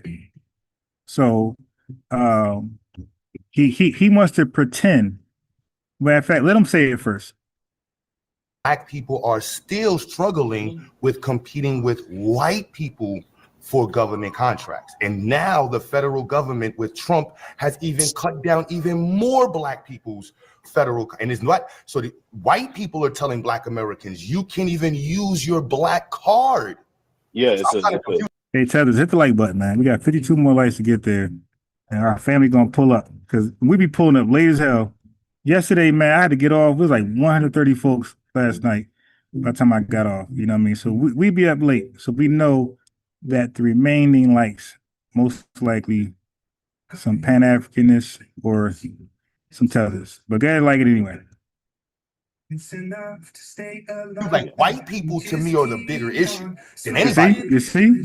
To him. YT are the biggest enemies or opposition or problem. I disagree. I say Africans. So click that link and let's have that discussion. They're the only. They definitely are, but the thing about it is they use immigrants as a shield. Right, and as their attack dogs. Okay, that's exactly what they do. And a buffer, they kind of get their point across. It's a lot easier for the point to come across if it's coming from someone else that looks like the group of people than it does coming from them. And that's why I say, like, a lot of the stuff that's happening on Twitter, like, you can't really look at it because, like, if you look at these accounts, the vast majority of them that are spilling the hate are, like, coming from overseas. No, regardless of the intellect, I'm just saying, like, because you're very smart. So I'm saying, like, the argument and the connection and correlations have to be something that should be published. So I'm waiting. Is there a published data that says immigration directly relates to Black people's economic, because well, that's the thing. We don't have the data. The data. No, but that's what I'm saying. That there is data that specifically says Black. No, because we don't delineate Black people in America, so we don't have the data. That's the whole point of delineation. No, there is data that's specifically for Black Americans. They literally have been collected since. No, there isn't. All right, if you go online right now and look up. What are you talking about? I'm sorry, hold on. What data? Like they know how many immigrants. That's what the Census Bureau is for. They know how many Black immigrants are in the country. You hear this fool? He said the Census Bureau. Black immigrants, bro. What about the first gen, second gen, third gen? You see, family, he pick and choose when he want to say Caribbeans, he's delineating. Now he sends Black immigrants delineating, but then he'll say Black people, where he's including the Caribbeans and the immigrants and everybody into Blackness. So that's why, family, with me, I got to keep asking. Just like I asked about, hey, what does African mean to you? I got to ask these questions because, family, people say things and they rely on your definition of what you think it is. And they know that your definition in your head is most likely different from the definition in their head. Okay, so you need to ask him, no, brother, what is your definition that you got in your head? And I'll tell you if I agree or not. They know how many regular immigrants. When white people were choosing African immigrants, white people knew they were choosing African immigrants over Black Americans and got held accountable for that. Corporations. Okay, the dude is lying. Who were actively white corporations who were actively recruiting African continentals got exposed for choosing. Yeah, he's giving like a half truth. This is tether. Like when tethers believe you don't know something, family, this is when they play your ignorance. So he's giving like a half truth. So if you do a quick Google search, it might sound like it's agreeing with him. He's giving a half truth right here. African continentals over Black people. It wasn't African continentals writing to Ford saying choose us over Black Americans. It was white people saying we're not saying it was. No, that's what I'm trying to understand. So when do we place the act like you know from a science? The thing about it is no matter what we do, if we focus on ourselves, every other group isn't going to benefit from that. And that's just going to be the reality of the fact, because when it comes down to it, if Black Americans saying, hey, I'm not going to vote for this Democrat because there's no Black tangible party, there's no Black American tangibles, but there's all this stuff for like immigration. Yeah, I know he's cooking, but let me just tackle the blame the white man and give cosplaying undermining tethers a pass. Okay, when we point out a hiring discrimination, favoring foreign Africans, foreign Afro-Caribbeans, when we point out grant gig contract favoritism, when we point out immigration impacting wages, when we point out immigrants used as political buffers, as the brother just explained, as democratic shills, what they do is they just blame white folks. Yeah, but white people, white. Okay, when they do that, family, they do that to shut down the discussion. They want you to focus on, but the white man's the devil. Okay, they want to block accountability. They want to protect Africa. They want to imply that FBAs are xenophobic. We're making immigrants exempt from criticism, right? That's what they're doing. They're making immigrants exempt from criticism. Every Pan-African channel that you could think of, damn near all of them, will not let you get on and criticize immigrants for their buffoonery, right? So they protect immigrant class behavior under the shield of white supremacy. But both things can be true. White man's the devil, and these immigrants are still willing participants from white people devilishment. Both can be true, and yeah, they're used as these immigrants. A lot of them, not all of them, but a lot of them are used as attack dogs to attack us. The white man goes get him, and they run up on us trying to bite our ankles, like revenue, tether dreams. Healthcare and doing all this other stuff, then Black people are just going to stay out of it. Let the rest of the country figure it out.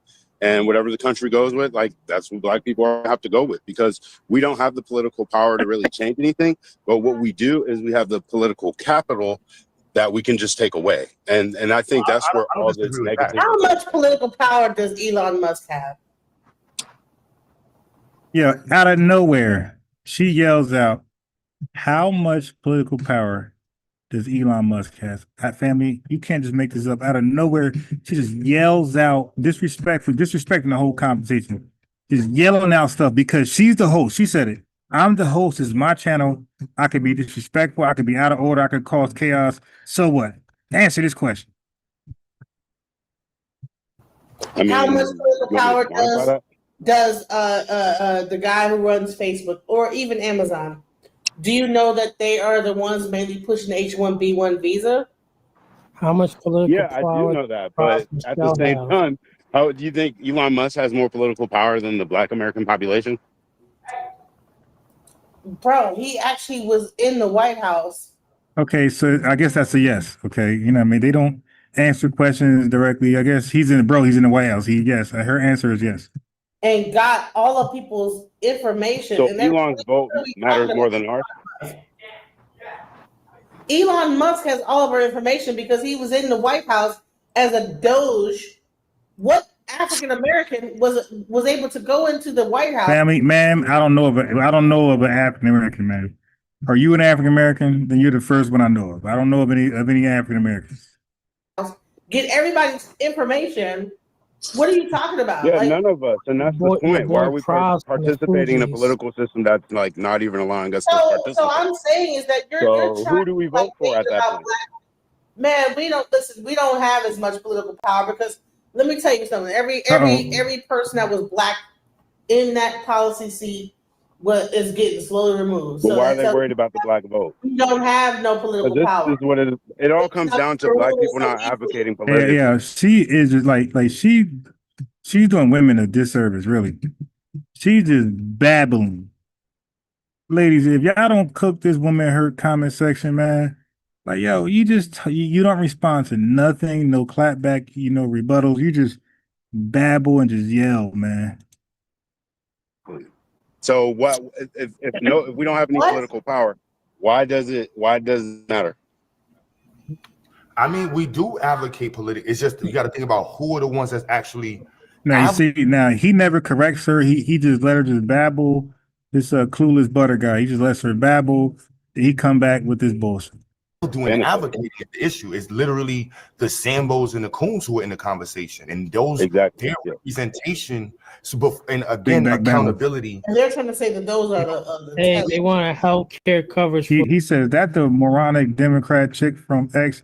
It might be. I don't know. I need to get on X. One of these spaces. You said what's her name? He said is that the moronic Democrat chick from X?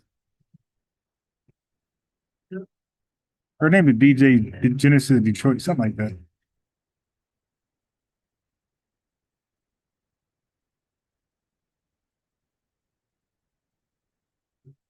Club Babylon. She's working so hard to earn her tether loyalty. A family, and there's no win at the other side of the rainbow. Like, let's say if Tether's like, yes, you're in with us, you're good with us. Now what? They're not coming to your channel. They're not supporting. They're not donating. They're going to do them. They're going to do their own delineation. They're going to form their own programs, organizations, and exclude you like they normally do. For illegals and not just illegal. Jesse surgeries. Jackson was a foundational Black American. You know what I'm saying? Martin Luther King was a foundational Black American. That's not true, bro. When you stop saying that, Jesse Jackson is the person that created African Americans. I'm sorry. Was he a foundational Black American? He created that, but he created. Was he a foundational that. Black American? Yes or no? Let me ask you a question, man. Since you asking all these questions. No, bro. You interrupted. You just said. Yes or no? Yes or no? Was he foundational Black American or was he Caribbean? Foundational Black. Now you got to answer her question, by the way. Yes or no? Americans are our ancestors. All the ancestors are foundational Black Americans. That covers everybody. You see how nobody knows what a foundational Black American I just told you. Okay, now she got this lie that she likes to pitch on her channel. She said when she asked different FBAs, what does FBA stand for? She lies and say that the answer varies based upon which foundation Black American you ask. She act like there's a lot of definitions or ways to describe or define FBA. Ma'am, you're projecting. That's what Pan-Africanism does. When you ask a bunch of Pan-Africanists, to define Pan-Africanism. As I do on my show, I make sure they all define it, and they all say something different. And she wants to pretend that's what we do. I just told you. Then yes, he's a foundational Black American. Everybody, listen, put up one in the chat I see, ma'am. What's happening? Americans is the ancestor. Ma'am, what's happening? Remember Martin Luther King claiming FBA. What I see, Martin Luther King is not FBA now. What I see, I don't remember him claiming FBA. Hold on. Claiming FBA. FBA is a group. Just a different term. Hold on, wait. Lineage, full-blood Americans. FBA He has to claim it. and phrase was only used in our generation. Why would Family, we're still down 40 likes. All right, come on now, like the video. Let's get these folks in here. We might cook somebody tonight. Somebody might be brave enough to click that link. Because 2:30 I'm aiming at, but it might be 3 o'clock. I would not be here longer than 3 o'clock. So let's click that like button so we get somebody in here possibly tonight before I log off. would you expect them FBA to me is a group. Hold on, why would he be using that phrase from our generation 50 years ago? Exactly, because it was created by someone who's The CIA, just like the term African American, just like the term people of color. I want to know, ask that, 'cause I don't really understand. How could you expect Martin Luther King to state that? I'm just lost. Like, who said that? Speak what? You said he never claimed to be an FBA. I want to know. No, I didn't say that. But Martin Luther King did not claim to be FBA. How could he claim to be FBA? But that term Martin came Luther around. King was a Negro. He was Negro. What is FBA? But the thing, ma'am, you're doing is you're using all these terms. All these terms. All these terms were created by white people: Negro, colored, mulatto, whatever. The only difference now is that the majority of Black people now in the new age, they're saying they're foundational because they're taking it into themselves. They're not leaving to immigrants or white people to say who they are. Why would they be using a new term 50 years ago? Why would you even expect? Why would you? Who? I'm just want to know who asked that. That's not. I just want to know who The asked. same thing about African American. Why the heck did they use a new term? Because African American. It's the same question. So African American has been on paper since like the 1700s. Okay, and FBA might be on paper for the next 50 years. And on paper. So when you say in the 1700s, it was Negro and color. No, you also had Africans. You had people arguing over Africans. Now, here we go again. The clueless butter lies. Okay. Q Butterfly. Yeah, we gotta get this guy a name.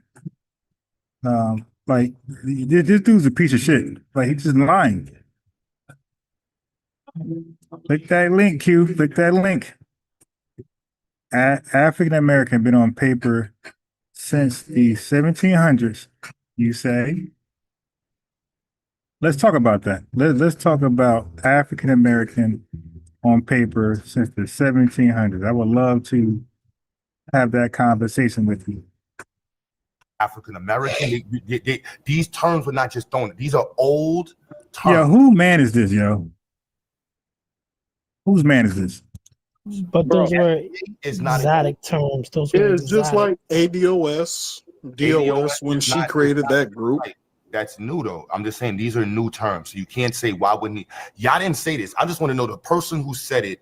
I just want to understand their rationale. They literally expected African Americans. Sorry, African Americans started in 1978. It was nothing like that before that. So yeah, I like that one. Somebody said Q butter biscuits. There we go. I like that one. Colored and Negro. Yeah, that's when they was still knocking us over the heads and trying to keep us out of stuff. That's when the white people were. Well, white people were still calling us the. Yeah, listen. We got some people in the chat. 207 family. Click that. I mean, like that like button. Let's make it 250. You dig? Let's make it 350. We want some Pan-Africanists to click that link. Okay, that's what we want. That's what I want. I want a Pan-Africanist to click that link and justify some of their arguments. Hard R. But yep. Will you comment? They still call us the hard R, so it ain't changed. But ma'am, can I ask you a question? I understand the conversation, but I'm trying to get back to something else. This all started, the conversation we're having now, is it because of something that happened between Professor Smalls and then Tariq Nasheed? Yes. Yes. Okay, since that happened between those two, how come that they couldn't just amongst themselves clarify what the other meant? But what I saw on that podcast, Dr. Smalls, he's the greatest historian. What he was doing on that podcast, he was talking to an African gentleman, trying to tell him and give him reasons on how to attack Tariq Nasheed. And I didn't get that. What's the point? Because if he has problem with FBAs, why not directly go to Tariq Nasheed? But Tariq Nasheed is not saying he's the leader of anything. So what he's saying is, again, that's the problem. Well, can I ask you a question, ma'am? So what he's saying is, yeah, she go trigger when somebody says Tariq Nasheed is not the leader. She got triggered. Anybody that's black and that was born in this country, they have a right to honor their ancestors, because our ancestors built this country. So if there's an argument between that, I understand it. But I don't understand why he would be on that podcast and tell that African guy, hey, I'm going to give you ammunition to go after Tariq Nasheed, when he's not an American. He's an African. Can I answer that, sir? Part, but I would say this. Can I answer that, sir? Let me say something. If I create a group called the Pink Panthers, I'm most definitely not going to just leave it up to anybody that calls themselves Pink Panther to decide what the Pink Panthers are. Why? And what happens with this whole FBA movement is because Tariq Nasheed does not want to be considered the leader. Okay, you heard this. Now I'm trying my best to like be professional and not roast her. Like I want to roast her so bad, like you know what I mean. But she's being big backish. I ain't gonna lie. I'm trying not to cook her, but speaking of cooking, damn, I can't say that because that's gonna trigger her. You can't say cooking, like so we can't say cook her because she might call in, like yo, what's for dinner? So I'm trying to be civil with this woman.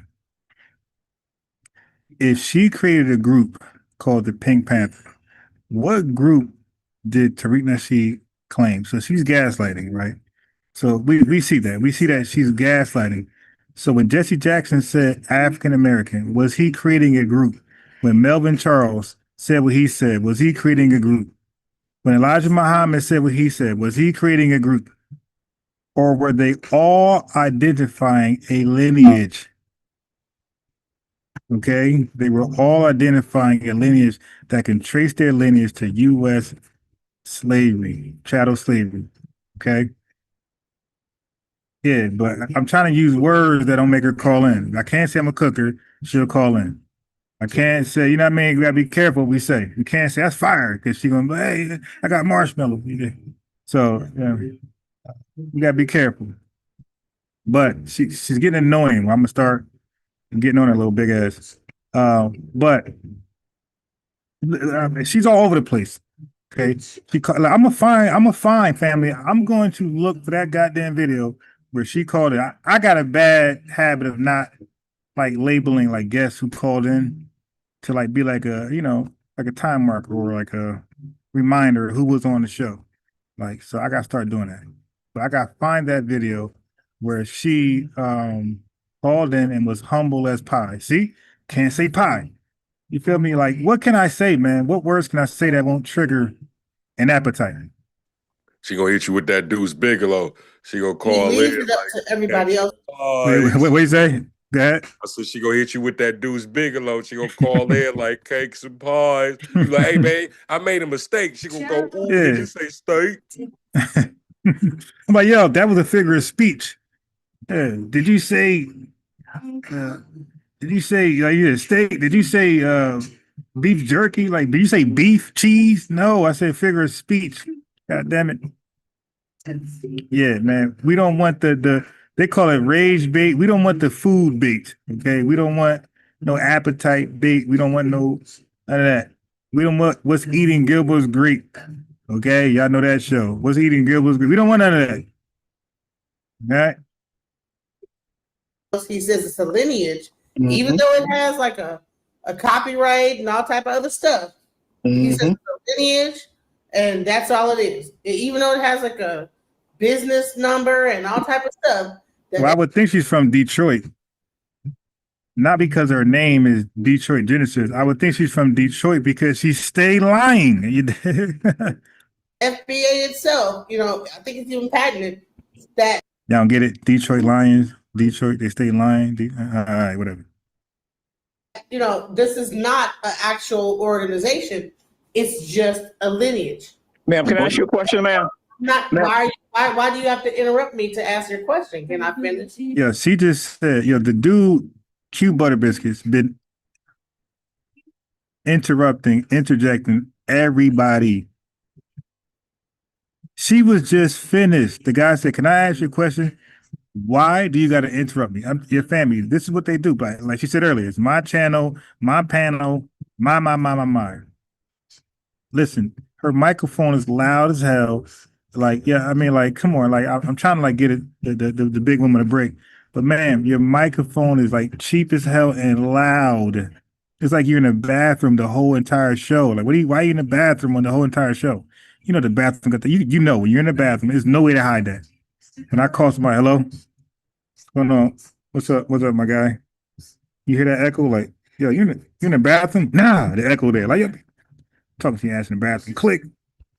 The whole time she's been talking, that loud, annoying echo, like she's just been in the bathroom the entire time. Like, what's going on in that bathroom? Why are you podcasting from the bathroom? You dig? Like, handle that. Go on mute. Stop talking from the bathroom. But it's all about her channel, her show. Don't cut me off. I mean, just rage baiting, gaslighting, just unnecessarily. Like, these guys are being respectful as hell to this big woman, and she still is treating them like that. So African Americans trademarked as well. My biggest problem is that when you have something that looks like a movement, if it walks like a duck, it acts like a duck. See? Duck. You see? It's food references all day long. Duck. They serve duck, okay, in Chinese restaurants in Detroit all day long. So now we got duck soup, we got fried duck, we got, all type of duck. Duck. And it talks like a duck. And anyone else can see it's a duck, but you're trying to duck from what it really is and say it's not a duck. Yeah, but what about duck sauce? Duck sauce. You dig? Like, leave the food references alone. Just talk to us regularly. Big people just can't stop with the food references. And then you leave it to and then everybody there's else this thing called disinformation. You leave it to everybody else to like just make up whatever it is. Because you wait, hold on. everybody else has said what it is, but somebody said rage baked. Rage bacon. I'm gonna say rage bacon. She trying to rage bacon people, Tariq Nasheed will say, no, it's this, but because he's not clarified in what it is. So he's not clarified what FBA is. Like when he says a lineage the whole time, that's not clarification enough for you. He said it's a lineage, but that's not clarification, all right? I mean, like you said, I'm convinced that she got some tether. She don't got a regular tether. She got an illegal tether. Somebody on ICE hit list. That's what she got. And she's like our delineation is just crushing these folks. It's kryptonite to their relationships, Because he does not. It's like they can't respect their significant other as long as we're delineating. Like something in them make them look at their significant other, the tether, like with a certain way. Like, well, y'all in this delineation movement, so I can respect my significant other. It's like they can't help but to see their significant other as a tether, as long as we are delineating. Ma'am, be comfortable in your relationship. Respucia. I want it to be how you doing? A movement because he doesn't want to be responsible for it. Because that's an issue because you have people that will take the whole. No, Black Rose said she got a problem with FBAs. Black Rose, let me correct you. She got a big problem. She got a big problem.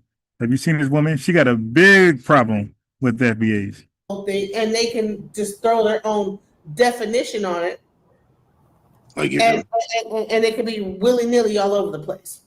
Just like the pretend. You what FBA is, and I ask another person what FBA is, you're going to get two different answers. Now you heard this pig. She said if you ask two FBAs what does FBA mean, you get two different answers.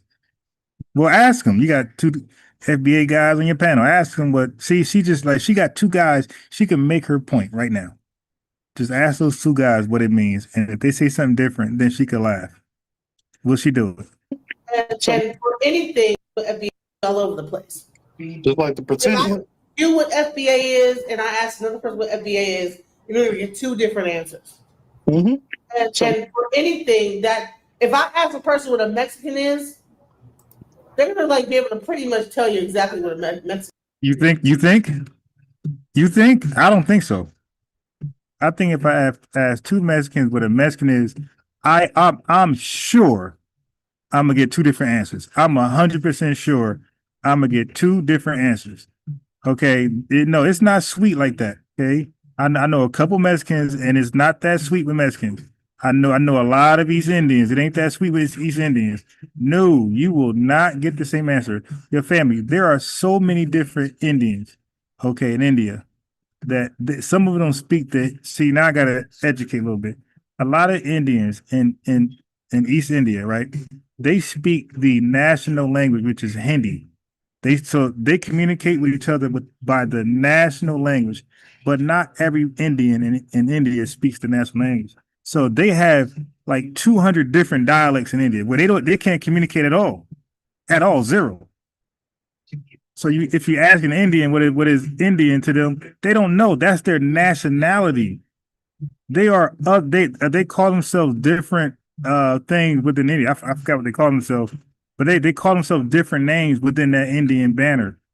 So no, if you ask two Mexicans what is a Mexican, what it means to Mexican, you're likely to get two different answers. It's going to be all over the place. But the Mexicans, it doesn't make any sense. Ma'am, the Mexicans are on code. Black people are not on code. It's not even on code. It's about it's just. I'm sorry. Where do y'all see this? Did y'all not see the Mexicans getting deported after they said, let's vote for Trump? I will vote for Donald Trump. That was the Cubans. That wasn't the Look, his own sister cooked him. So I can't say cook. Flamed him. Can't say flame. His own sister got him. Okay, just say that. And the Mexicans was with she sat on him. Can't say sat on him. Too, when they got deported. You forgot the dude that plays Superman. Luego. You know what I'm saying? Like, what do we do? Everybody, white people ain't even on code. Say, bro, shot Holy Kirk. They're not even on code. Nobody's on code. Hey, yeah, this dude just babbling. This Q tether guy. I bet you if that's all I'm saying is that where is the organization behind the movement? What? Where's the organization behind the movement? What movement? Big backs? What movements, Manny Fresh? Look like Manny Fresh. What movement are you talking about? You keep saying it over and over, doesn't make it true. The lineage. There's multiple organizations. Got that. So where is the movement? For it all to solidify. Why would you have a lineage and then get everybody all like crunk about the lineage and not have a movement that defines the actual organization behind them? What the hell is she? Yo, this chick drunk the damn chitlin juice. Like, she's intoxicated off the left. You know how you eat some soup chitlin? She drunk the damn chitlin juice and she's intoxicated. What the hell is she talking about? Organization, movement behind the lineage. Like, what are we doing? Lineage to dissertate how that lineage should operate, because where does any other group need an organization to dictate how they operate? Right. Like, that just happens. It doesn't matter if they have them. The Asians have the Israel, the people, the Zionists have the Anti-Defamation League. Right. Yeah. FBAs are lineage. Yeah, I'm gonna pull up Manny Fresh as he talks. Yeah, so Asians why have their not? Let's own just make our own stuff then. organization. What's the Asian thing? The Asian whatever, whatever the Asian thing is. Yeah, this is the delineation movement. Each group has their own organization behind their lineage, right? Not really. Why is it so hard for y'all to just say, "Hey, it's over with"? Because Send y'all Native eulogy. Americans, they don't trademark their tribes, right? That's not a thing. And if you say they do, you can literally look it up, and they say that no, they don't. And That ain't her. all the people that's been trying to trademark and put it in, Like, really, that ain't her. That looked just like her ass. stuff, they literally gone to legal lawsuits, and they won because it is their. Hey, Shan Caesar, correct about what? Is she correct about what?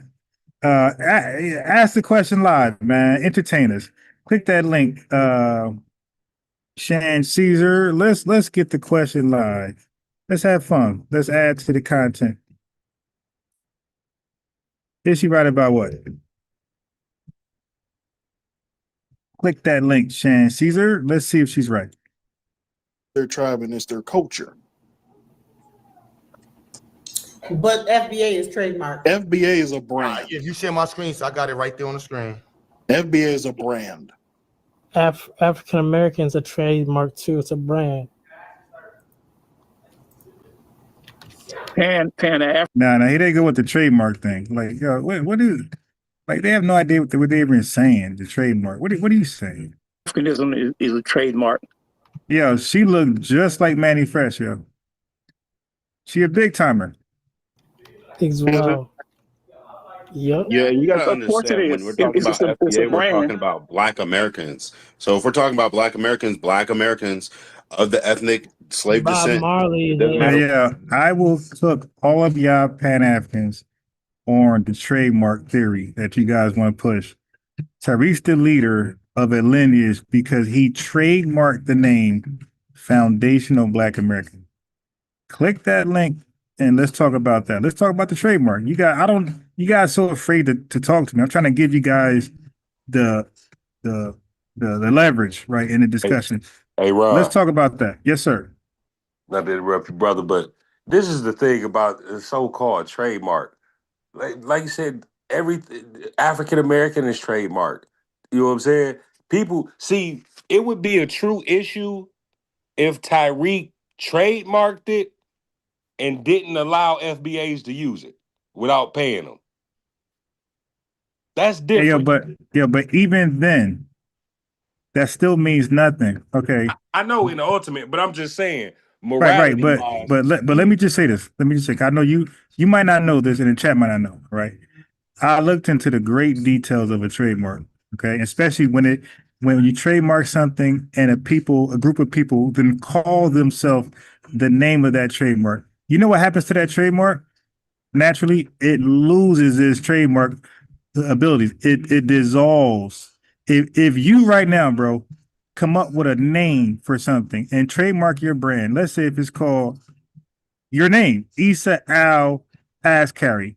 Bro, if a group of people, the lineage people, call themselves Issa Al Askari, but your trademark is gone. Yeah, I know Because you cannot trademark a lineage. right. You cannot trademark a lineage. So now with Tariq, see, I don't want to spill too many gems on the trademark. I want to Tether to call in so I could cook on how trademarking FBA is a genius move. So it's the opposite of what they think it is. But I want to hold back on that. I want them to call in and debate me on whether trademark makes him the leader or does it make him a genius? Okay, which one is he? Is he a genius for trademarking FBA or is he a leader of the lineage? That's the question for the tethers. Because But I want to bait him to click that link.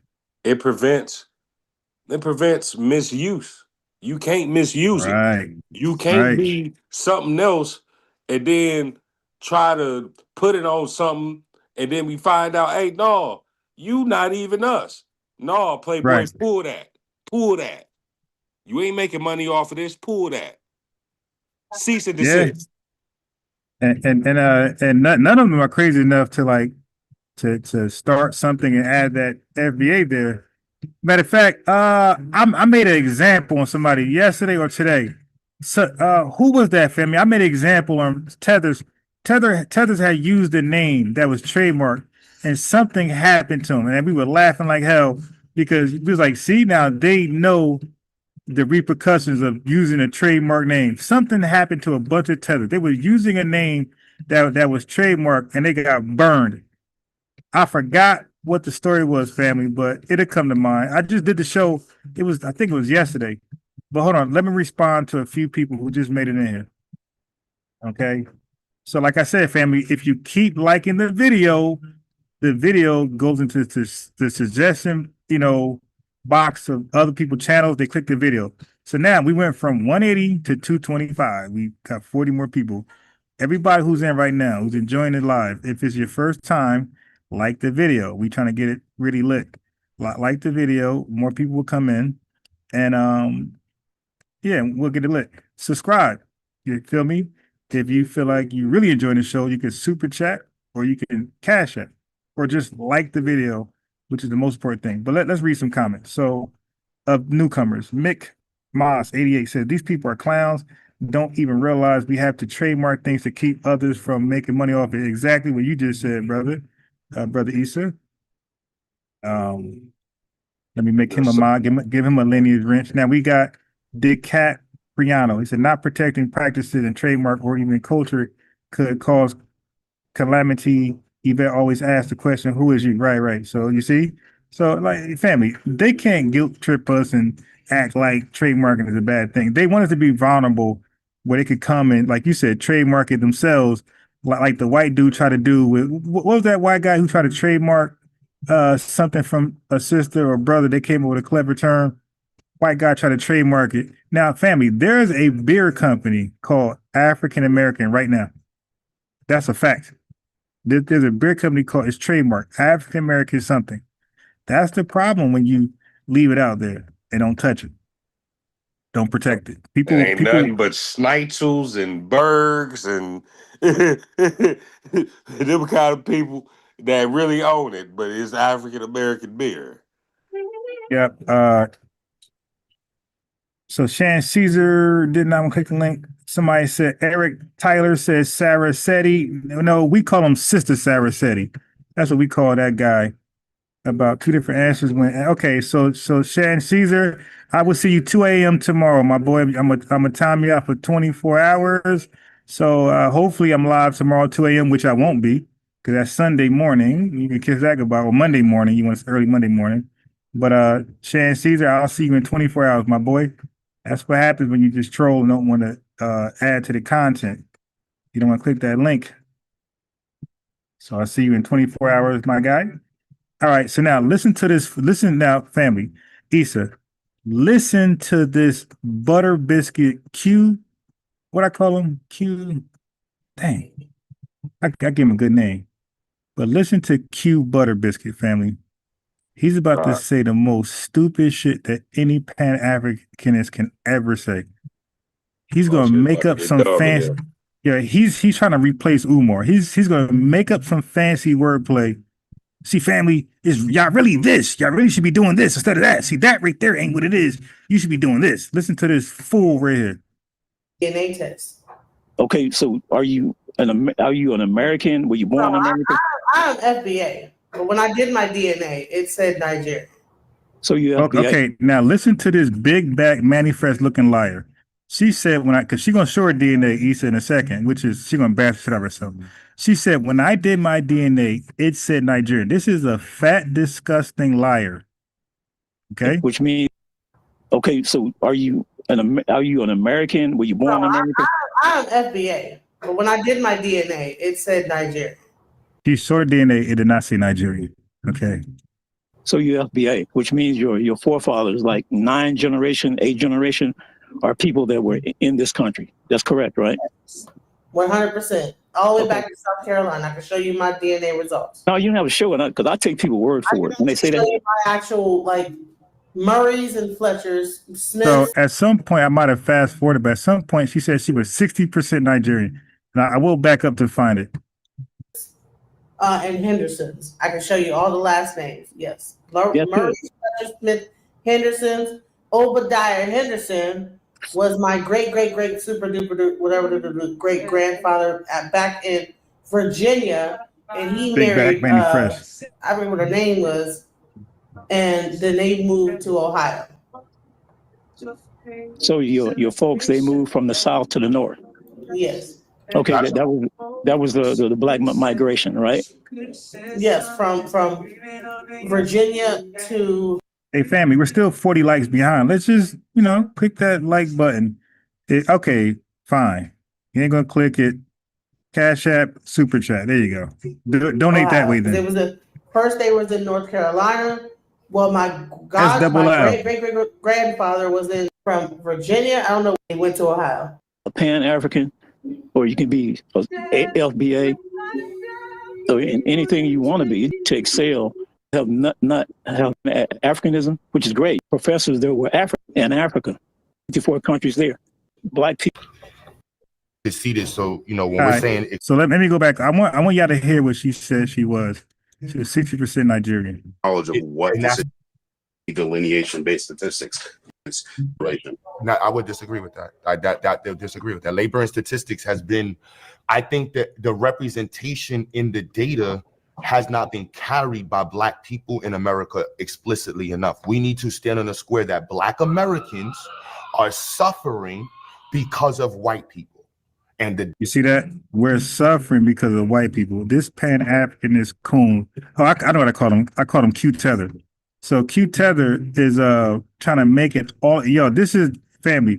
How many Pan-Africanists, starting from Unc West, Brother Reggie, all these folks came over here and tried to convince me in the chat, in the lineage, that our only threat is white people. Let Pan-Africanists, let Afro-Caribbeans, let Tethers and haters shit on us. Let's just ignore them and just focus on white supremacy alone. Let these people just tee off on us. Data. I know, and the only way we can, the argument that we make in the court is through delineation-based statistics. No, you don't, literally, the federal government stated that affirmative action failed Black Americans. Yeah, because 2%. Now be careful, Black Americans. When he say Black Americans, he's using it as a race. He's not using it as an ethnonym. He's not talking to the lineage family. He's talking to everybody he believes is of African descent in this country.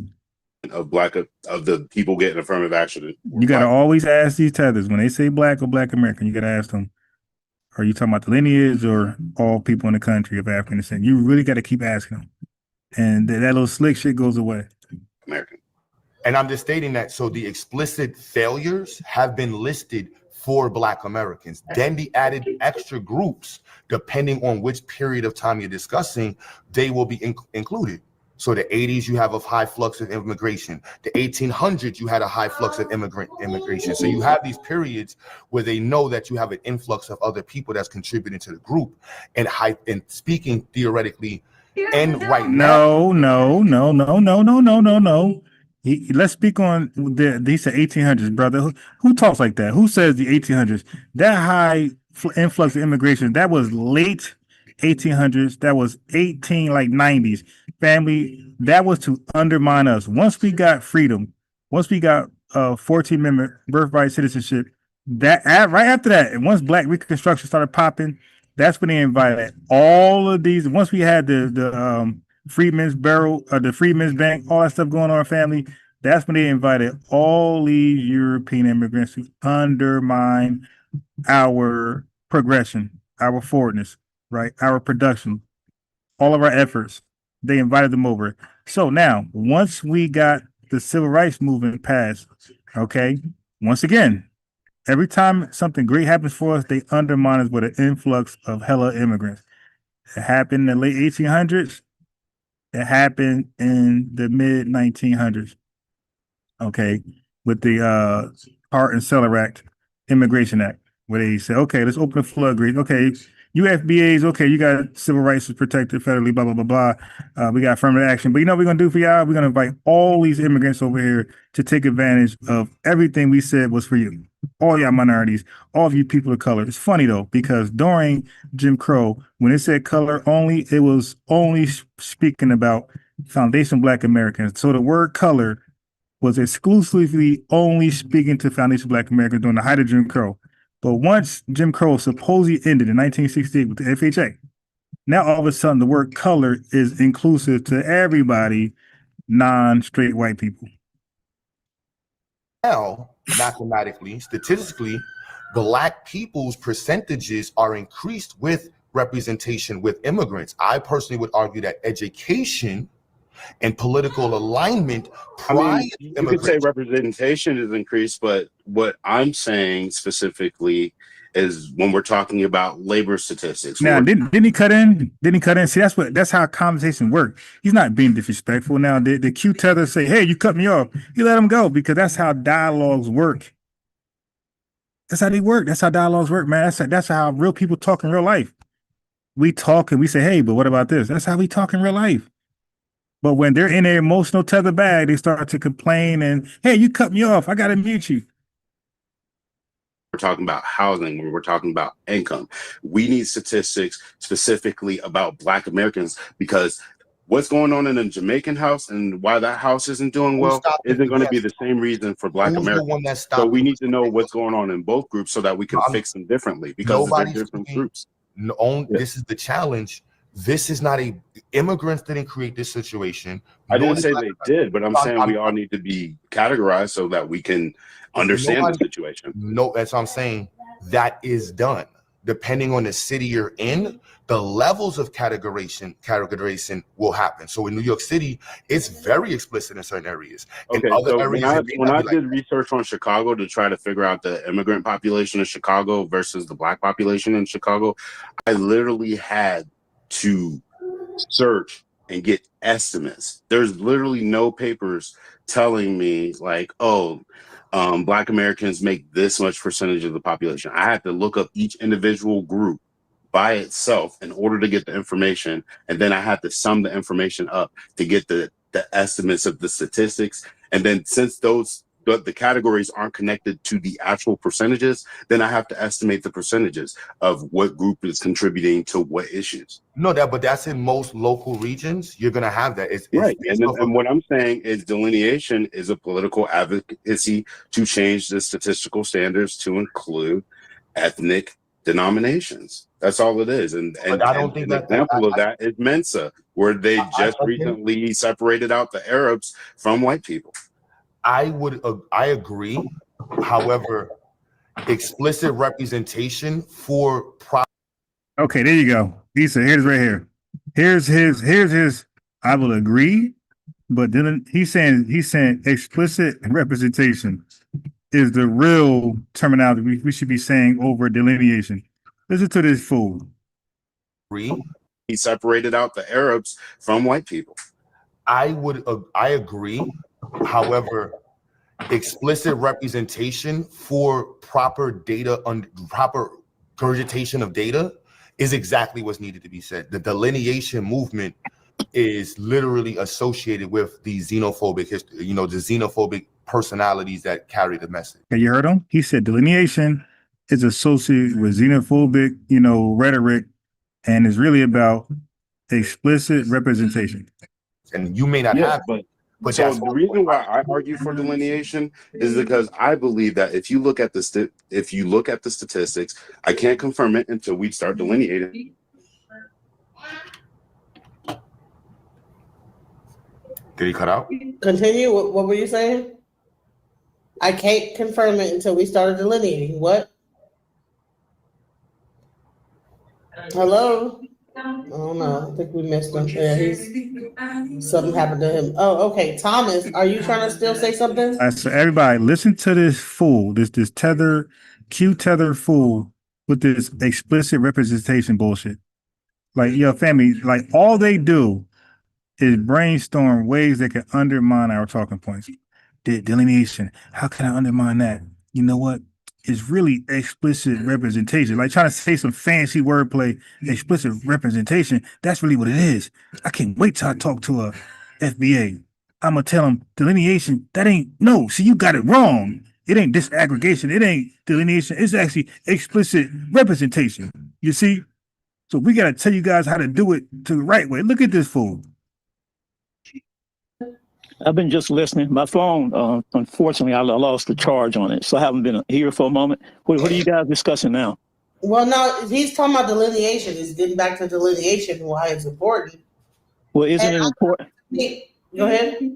Isn't it important because the majority of when Black people in this country have excelled, that they've excelled because of themselves, not because of immigrants. Is that a true statement? Are you familiar with Shirley Chisholm? Yeah, but ask you a question. Is that true? I'm just, I would see Shirley Chisholm as somebody who also contributed to the advancement of Black people in America. Wait, hold on. What the hell? She got in Congress after 1968. What are you talking about, man? The civil rights movement was over. And guess what she did when she got in office? And when she got into Congress, she advocated for immigrants. What are you talking about? Okay, so Shirley Chisholm was an immigrant. Yes. Correct? Yes. So the majority of people that have excelled in this country, even dealing with white supremacy, they've done that without immigrants. And that is because Black people are not immigrants. Everybody else in this country are immigrants. And they've gotten the benefits of the country because they are immigrants. Is that a true statement? Right. So that's true. All the immigrants, when they came over here, there was an organization waiting to help them, show them the ropes, finance them, give them money, give them housing, give them food stamps. So what he's saying is 100% accurate. So how are you comparing them to us? When did we have that moment? When did we have that luxury where an organization came together and said, you know what? Here's housing. Here's free housing. Here's some money. Here's free schooling. Here's this. Here's that. Let me march you. Let me forge you into a community. Let's gentrify that community so you can have a spot there. Let's move them out. Like, when did that happen for us? That's the red carpet treatment. Dude. I know, bro. Dude is bro. He pisses me off, bro.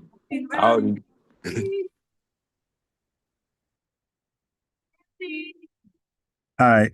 So look, so yes, that was a great statement he made. Great point.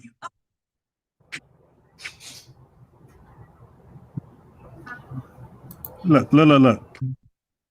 Crickets, family. The dude is quiet, trying to brainstorm some other hate. Like, that's all. Like, this Q Tether guy is like ridiculous. So he's trying to brainstorm, freestyle some other shit. So he's trying to get back to this explicit representation tether battle.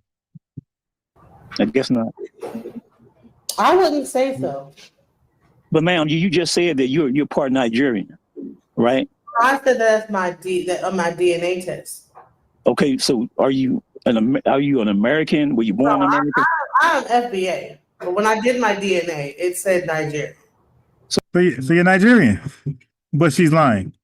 So you're FBA, which means your forefathers like nine. Yeah, I didn't go back further enough. God damn. When she said she was, man, you know what? I'm gonna find that. She said she's 60% Nigerian. We gotta listen to this Manny Fresh lookalike. Okay, so let's fast forward because we heard this already. Great grandfather was in North Carolina.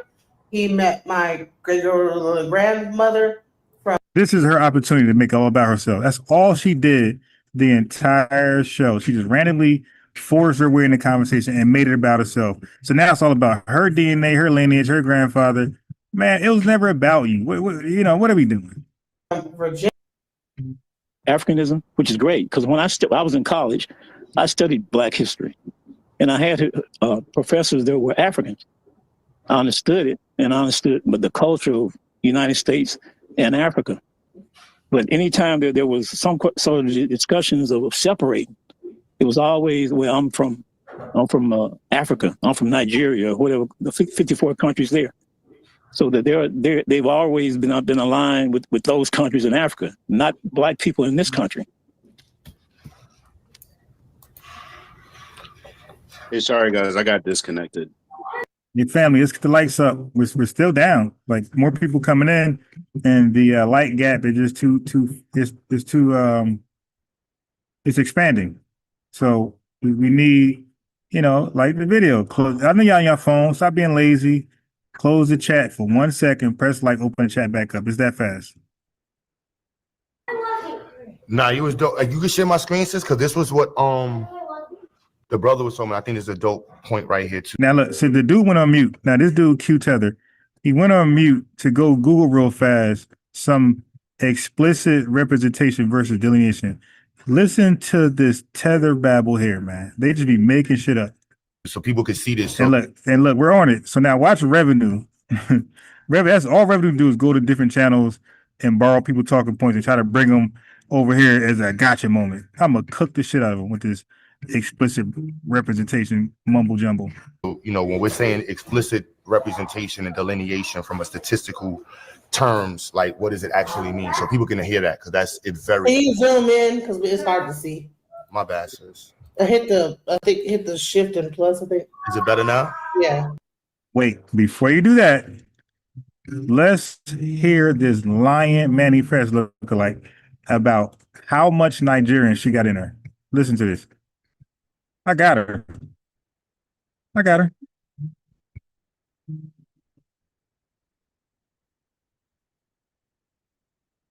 It's just a different genetic breakdown. If they were to I'm a take our Black DNA American test, and my genetics from Nigeria. yeah, how much Nigerian are you? 60%. All right, so You heard that, family? How much Nigerian are you? She said 60%. This lying PAL, P-A-L, this lying Pan-African, no, I'm sorry, this Pan-African lying loser, this DOCC, this dusty off-cold coon is lying about how much Nigerian percentage is in her DNA profile, her 23andMe. She said, one more time. Are you? I'm a Black American and my genetics from Nigeria. Yeah, how much Nigerian are you? 60%. All right, so when you go and click on that Nigerian, so she's 60%. And are you using Ancestry? Yes. Yeah, so go click on that Nigerian, and then under the Nigerian, you're going to see a list of a whole bunch of other countries. Okay, so y'all heard her. She's 60% Nigerian. Let's get to it. Her dumb ass is going to show her 23andMe. Already here. Videos and a lot of were subjects. Negro State Terror was here, and then if you go to Southeast Asia, Negroes in this. Steph, you have YouTube playing and another. Back in the day, over here, the East Africans in America, they had two separate groups. Additional, and then it says African Diaspora, Chesapeake Bay African Americans. So am I tethered now because it says? I think you're being emotional and you're trying to use that term to create like this dynamic. Am I being I'm literally telling you that you're being emotional because your results, my DNA emotions going on this. It says African Diaspora is asking, I'm your thing.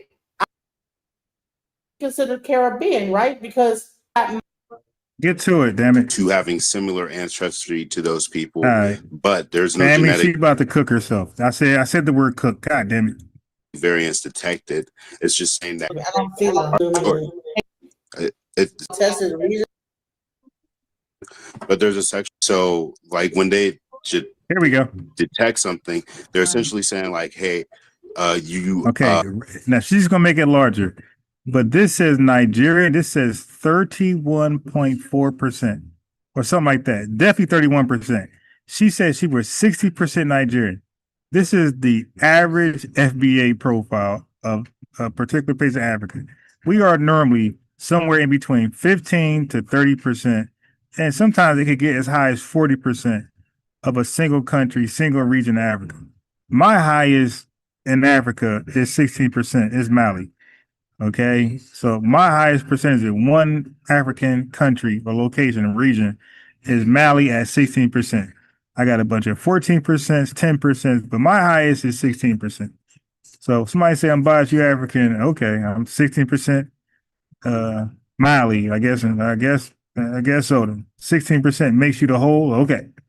All right, whatever. All right, so now we're gonna see this. She's gonna make this bigger, I think. And you're gonna see 31%. So she's out of here. Like this person just lies for no reason.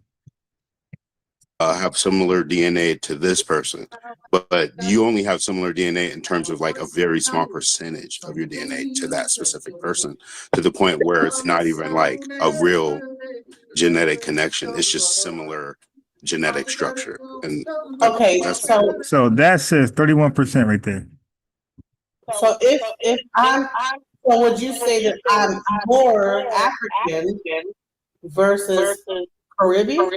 No, I would say you're more American, and the Caribbean's in America. So I would say you're more American than African, because that's what where your history is showing based off of your census results.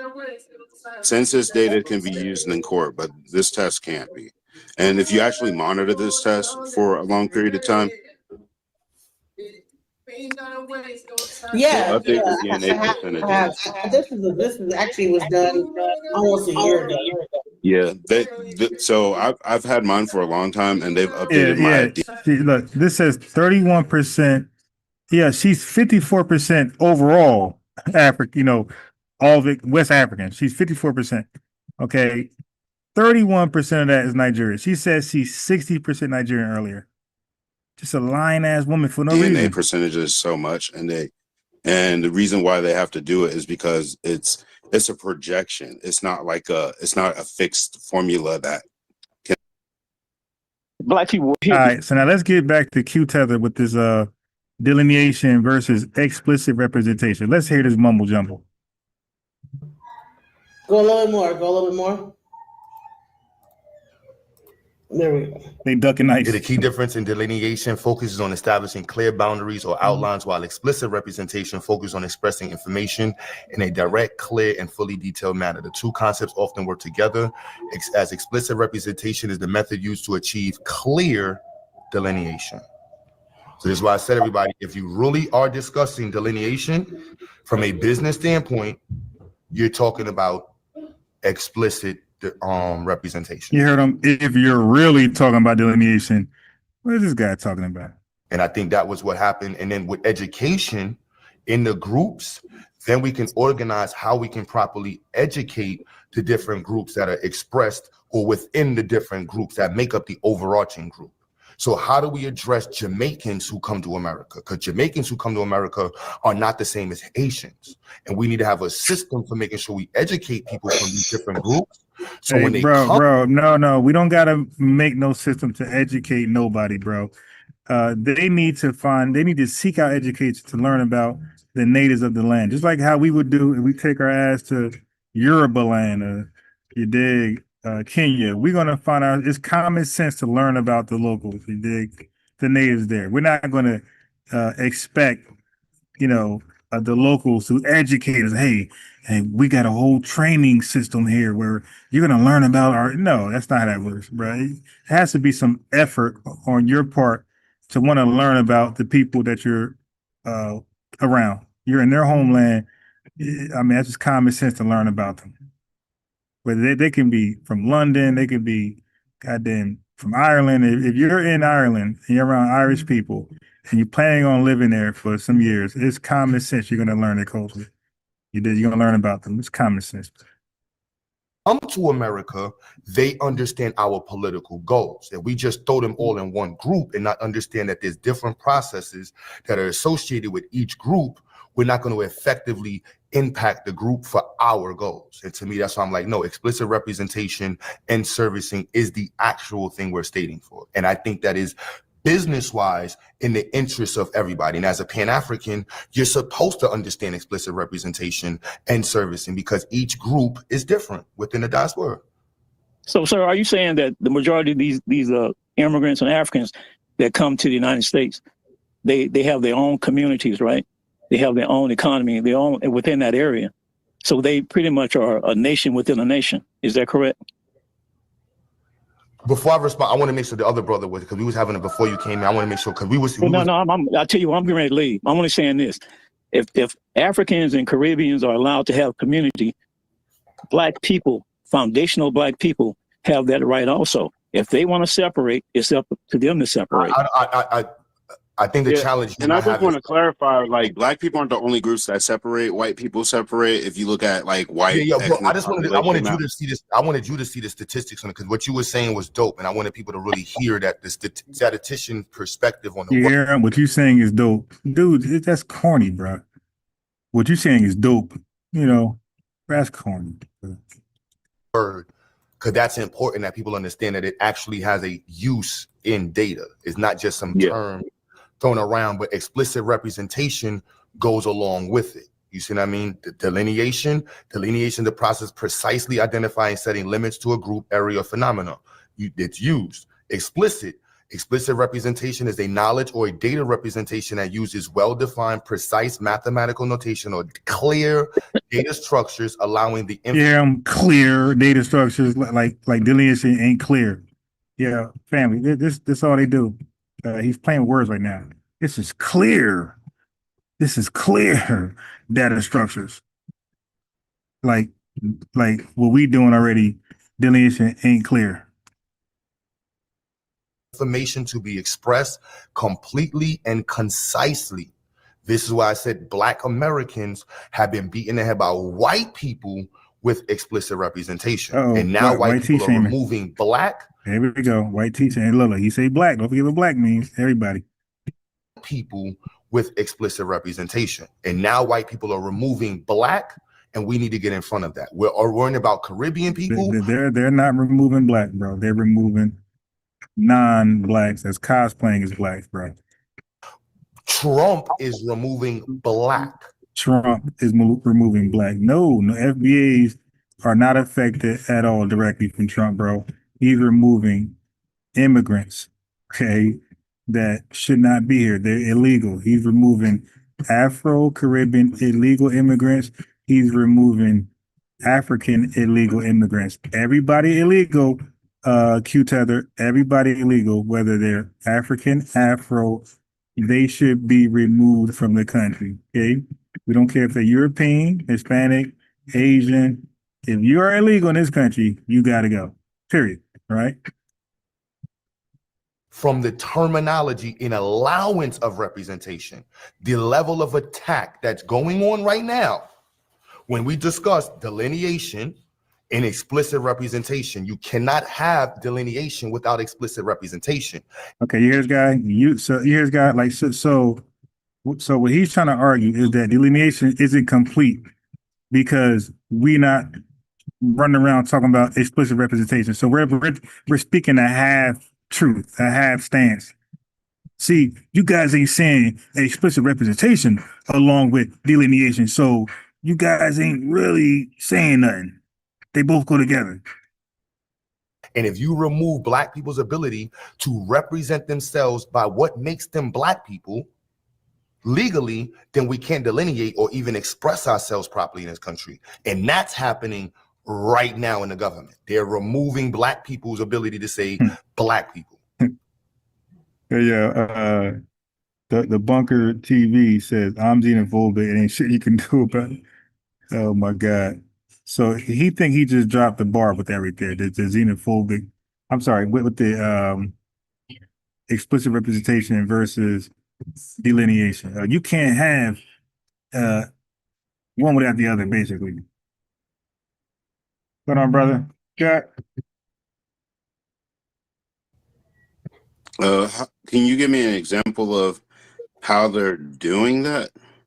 Right now, nonprofit organizations can no longer do race-based servicing. And that is one of the biggest legal issues that I'm having right now, because I feel that, and not feel, historically, race-based servicing is response to race-based atrocities that were. Don't forget what race means, family. Everybody of African descent that comes to this country, or everybody of Asian descent, or everybody European descent, is all inclusive.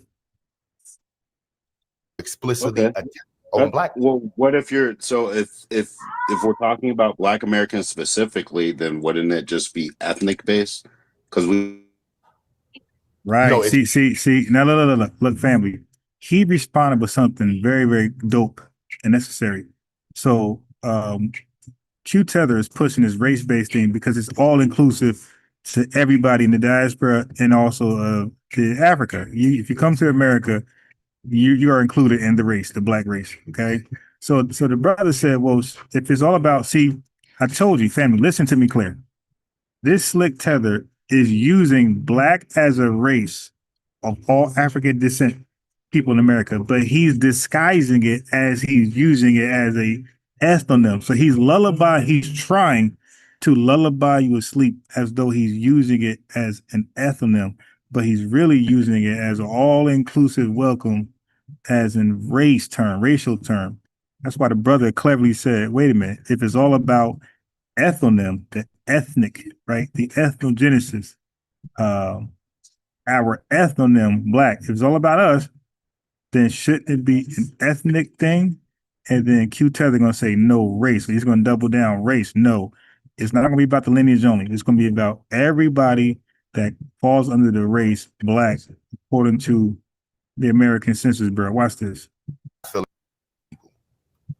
Government, or even express ourselves properly in this country. And that family, these slick tethers can't get past me, man. All this slick talk, explicit representation. See, sound like Oswald Bates. See, I should play Oswald Bates. Matter of fact, let me show you the real Q butter biscuits. This is how he sound with this explicit representation. This is Q butter biscuits.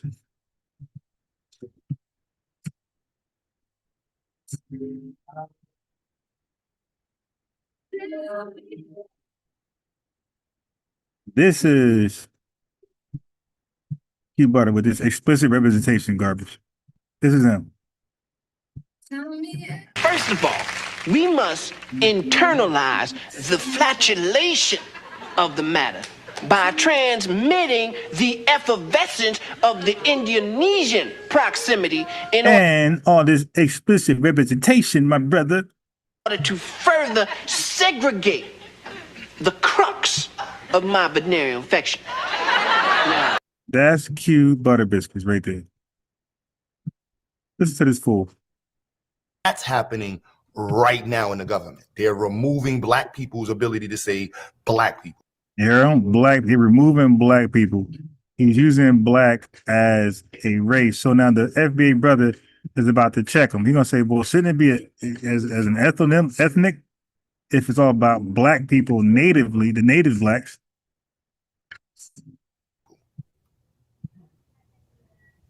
Can you give me an example of how they're doing that? Right now, nonprofit organizations can no longer do race-based Oh, services. wait. Oh, yeah, I'm sorry. I'm right there. I went back from the reason, but it's okay. Doing that? Right now, nonprofit organizations can no longer do race-based servicing. And that is one of the biggest legal issues that I have. Race-based services. That's one of his biggest problems. He can't make it race-based no longer. He can't say Black. He can't use Black as a race, an all-inclusive term. And to act like he's using race as an ethnonym to trick Black people to join his whatever he got going on, to make them believe it'll be all FBAs, but you get there, it'd be a bunch of fucking tethers there that could barely speak English with dress pants and Michael Jackson penny loafers with no socks, looking like Hush Puppy, that little African tether scammer. Right now, because I feel that, and not feel, historically, race-based servicing is response to race-based. Watch him. Historically, race-based servicing is response to race-based atrocities that were explicitly race-based atrocities. What the yo? You should have asked him, brother. Can you explain a race-based atrocity? Can you give me one? I bet you he couldn't name one. Give me the race-based atrocity. I bet you he couldn't name one. Response to race-based atrocities that were explicitly Black. Well, what if you're so if we're talking about Black Americans specifically, then wouldn't If it just we're talking about Black Americans specifically, then shouldn't it be about be ethnic based? Shouldn't it be ethnic based if we're speaking about Black Americans explicitly? Because Q Butter Biscuits, you're throwing around black around the room like you're just speaking to the lineage, but you're secretly speaking about everybody who's African descent in America, and the brothers called him out there. And now Q Butter is forced to expose himself. Are you talking about the lineage, or are you using black to represent all people of African descent? Ladies and gentlemen, survey says. No, it's race-based. In America, it's called. Got it. It's race-based. You see? So it's not about the black lineage. Q Butter, the dude blew up the spot. He was forced to expose who the audience he's really speaking to. It was when he was using black, family, throwing the word Black American, black around. He was never exclusively speaking to the lineage. I told you they will act like they're using black as an ethnonym, speaking to us directly and exclusively, but they're really speaking to everybody who's African descent in America, and they're using black to hide that fact. So black is a code name to speak to everybody, but act like they're just speaking to us. Ethnic based? No, it's race-based. In America, it's called race-based. So then when they got rid of race-based, because in America, you have many organizations that specifically service races. And Donald Trump went to war with that because that's what happened with affirmative action. You had white people. Yeah, he just went, he avoided the dude addressing him and calling him out. Why are you speaking about all these different people when the whole time I thought you were speaking about the lineage exclusively?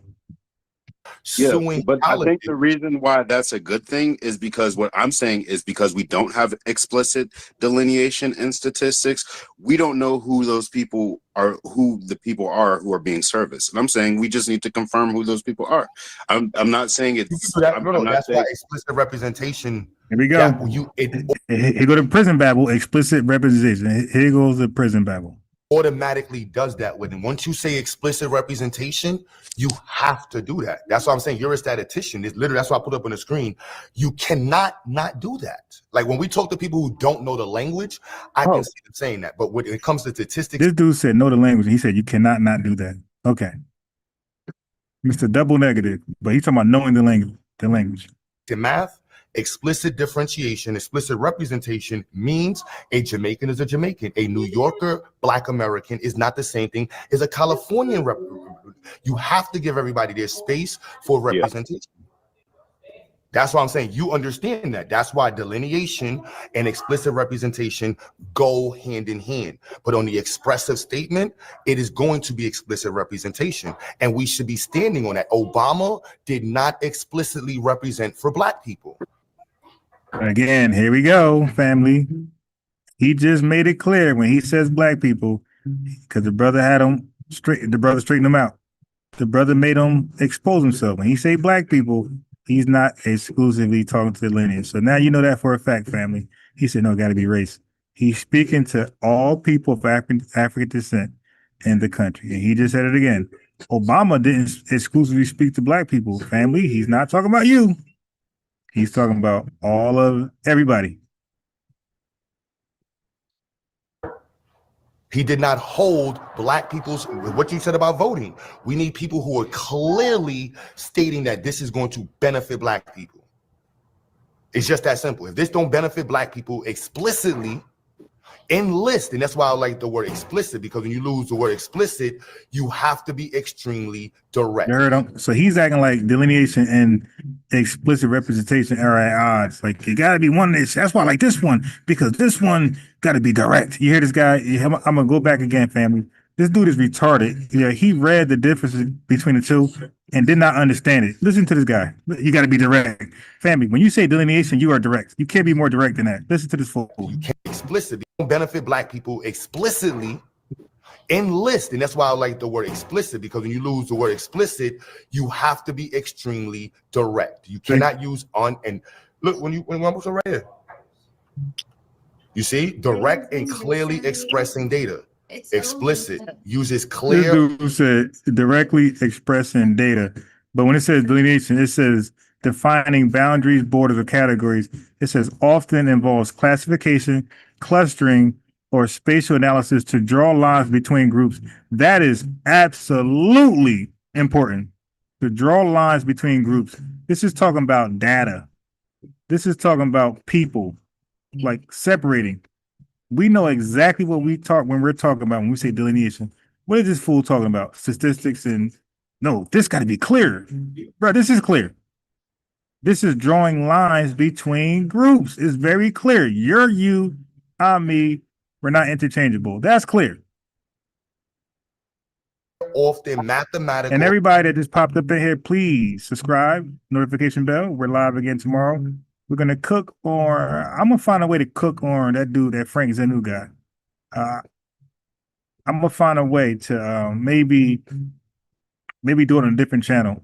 So family, I got another channel called I might do the Unbiased Ron because I want to cook Frank Zanu. He said we ain't got no culture, right?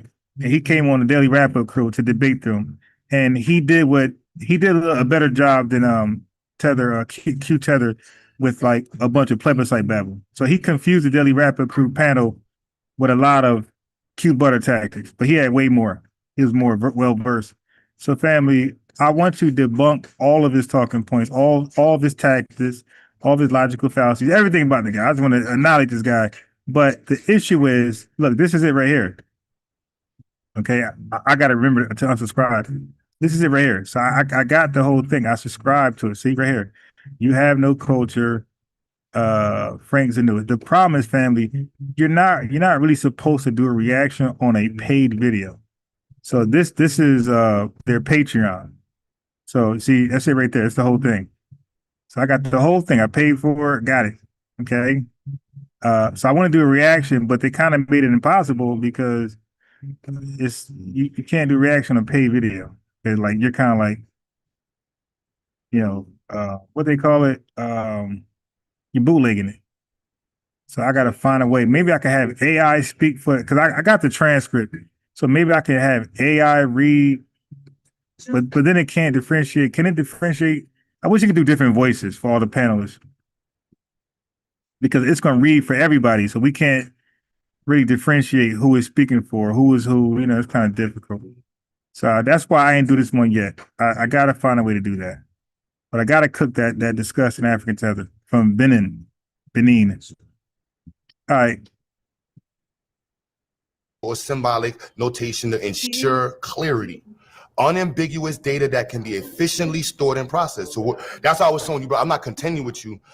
You being a statistician, I feel like you understand how these two words explicitly go together and must go together. And there's nothing, I'm saying this as a Pan-African, there's nothing. They explicitly go together and they must go together. So by us only saying delineation, we're half-assing it because we're not using them both. We're not saying we need to delineate and have explicit representation. We're using one, not the other. So therefore, we're incomplete. This is his like low-key disrespect, undermining. Don't worry, I got him. Don't worry. Nothing wrong with that. It's supposed to be like that.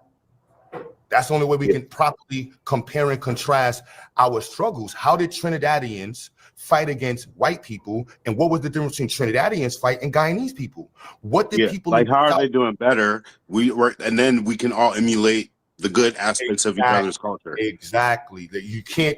If we want to understand the South and the North, we have to be able to separate the two of them. And here we go. Now he's trying to divide FBAs, like the Southern people from the South or North. We're just different. Like this is what is he doing? Oh, we got delineate the North from the South. What are you talking about, man? Bro, like 90% of 95% of us was in the South. A small tiny fraction was in the North. What are you talking about, man? What are you talking about? And how they experienced their struggle. You just can't say all Americans. No, people in California had a complete different story than people in New York. And we need to understand that so we can compare and contrast how we've actually survived over these periods of time.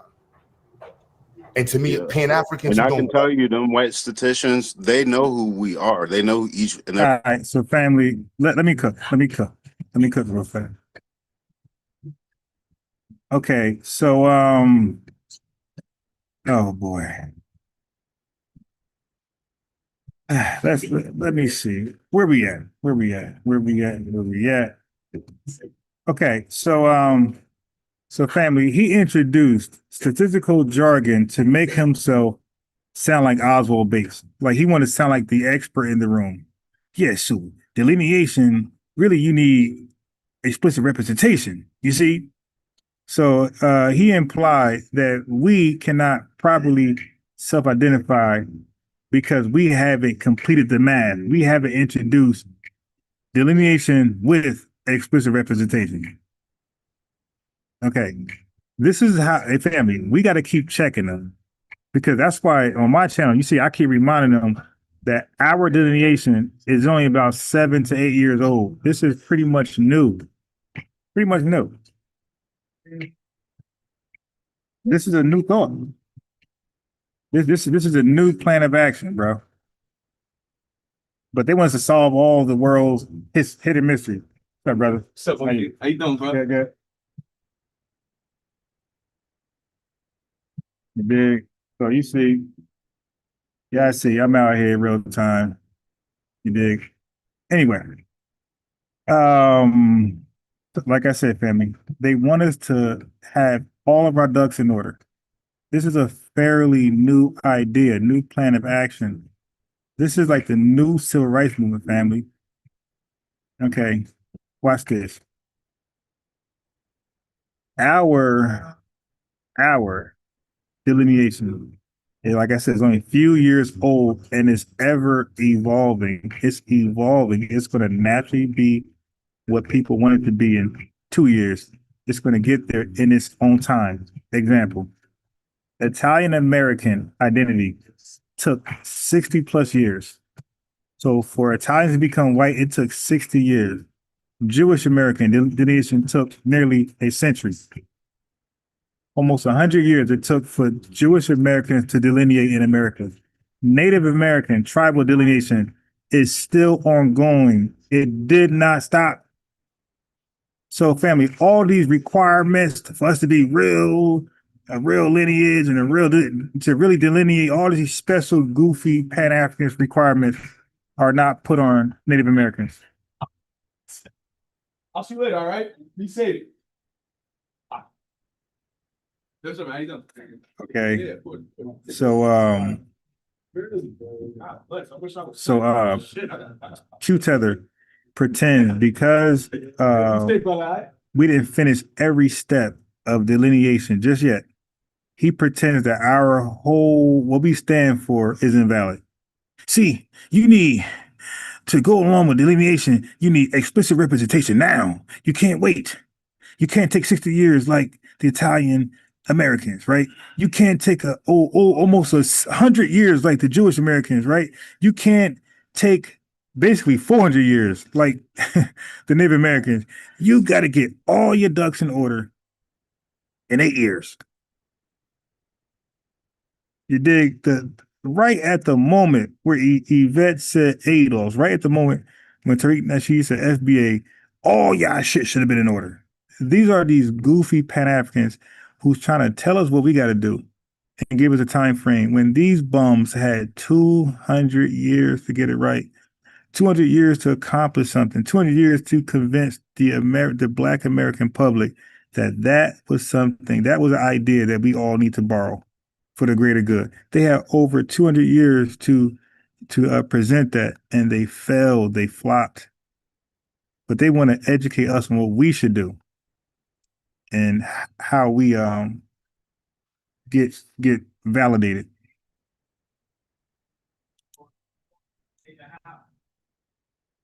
Every one of us are, because it's documented. They have a burial for it. They just don't share that information with us. Mm-hmm. Welcome, Stephanie. So they're sitting in the background doing all this stuff, looking at these stats in order to do their things. And people like me, we want the information so that we can give it to the lawyers and say, hey, man, this is what they're doing. And we need to cut this off and they need to be investigated for what they've been doing.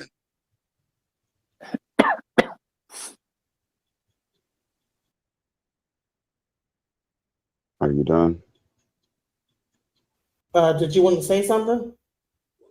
Oh, you was calling my name. How you doing? Yeah. Hey, what's up? Salute to the chat. Salute to the mod. Salute to. Okay, hold on. I want this guy ready to go.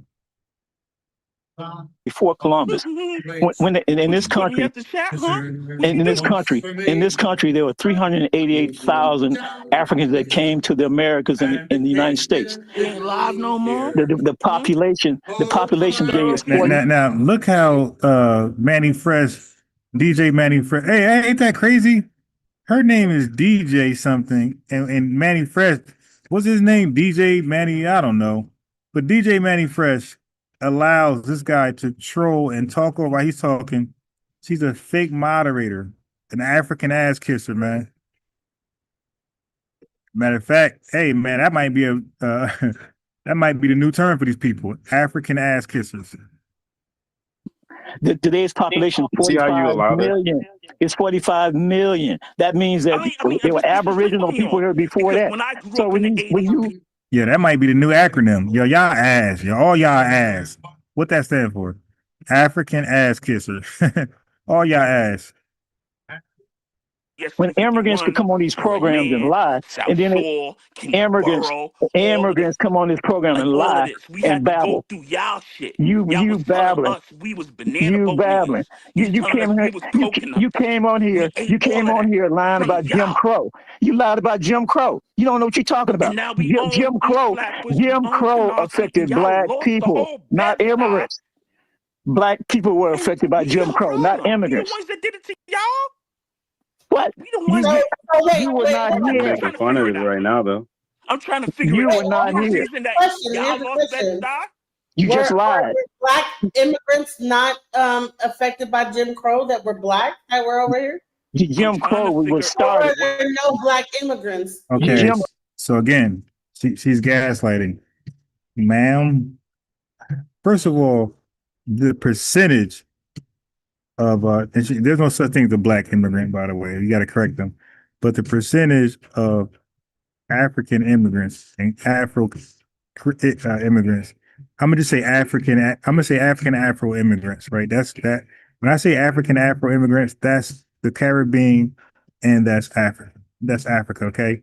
So Afro-African or African Afro-Caribbean. I said Caribbeans.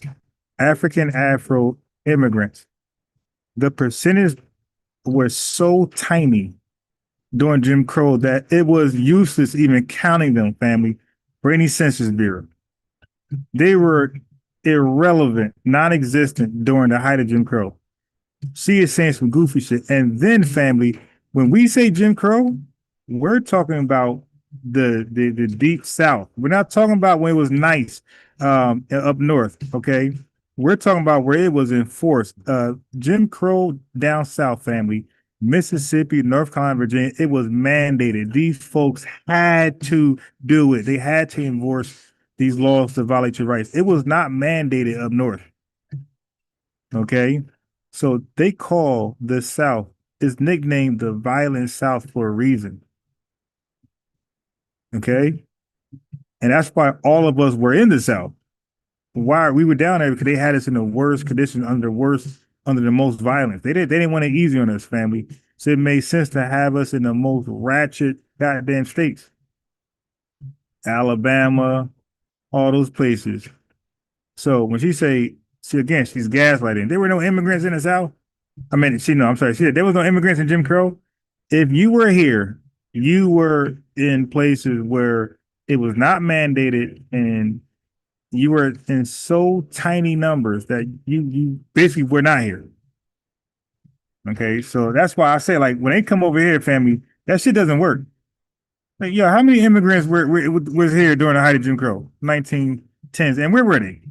Where were they experiencing? What states were they at experiencing Jim Crow? None of these cowards came to the South. They were safe as hell up north with the Union soldiers, man. Knock it off. Jim Crow was started because of the slaves. But that's what Jim Crow was created. During Jim Crow era.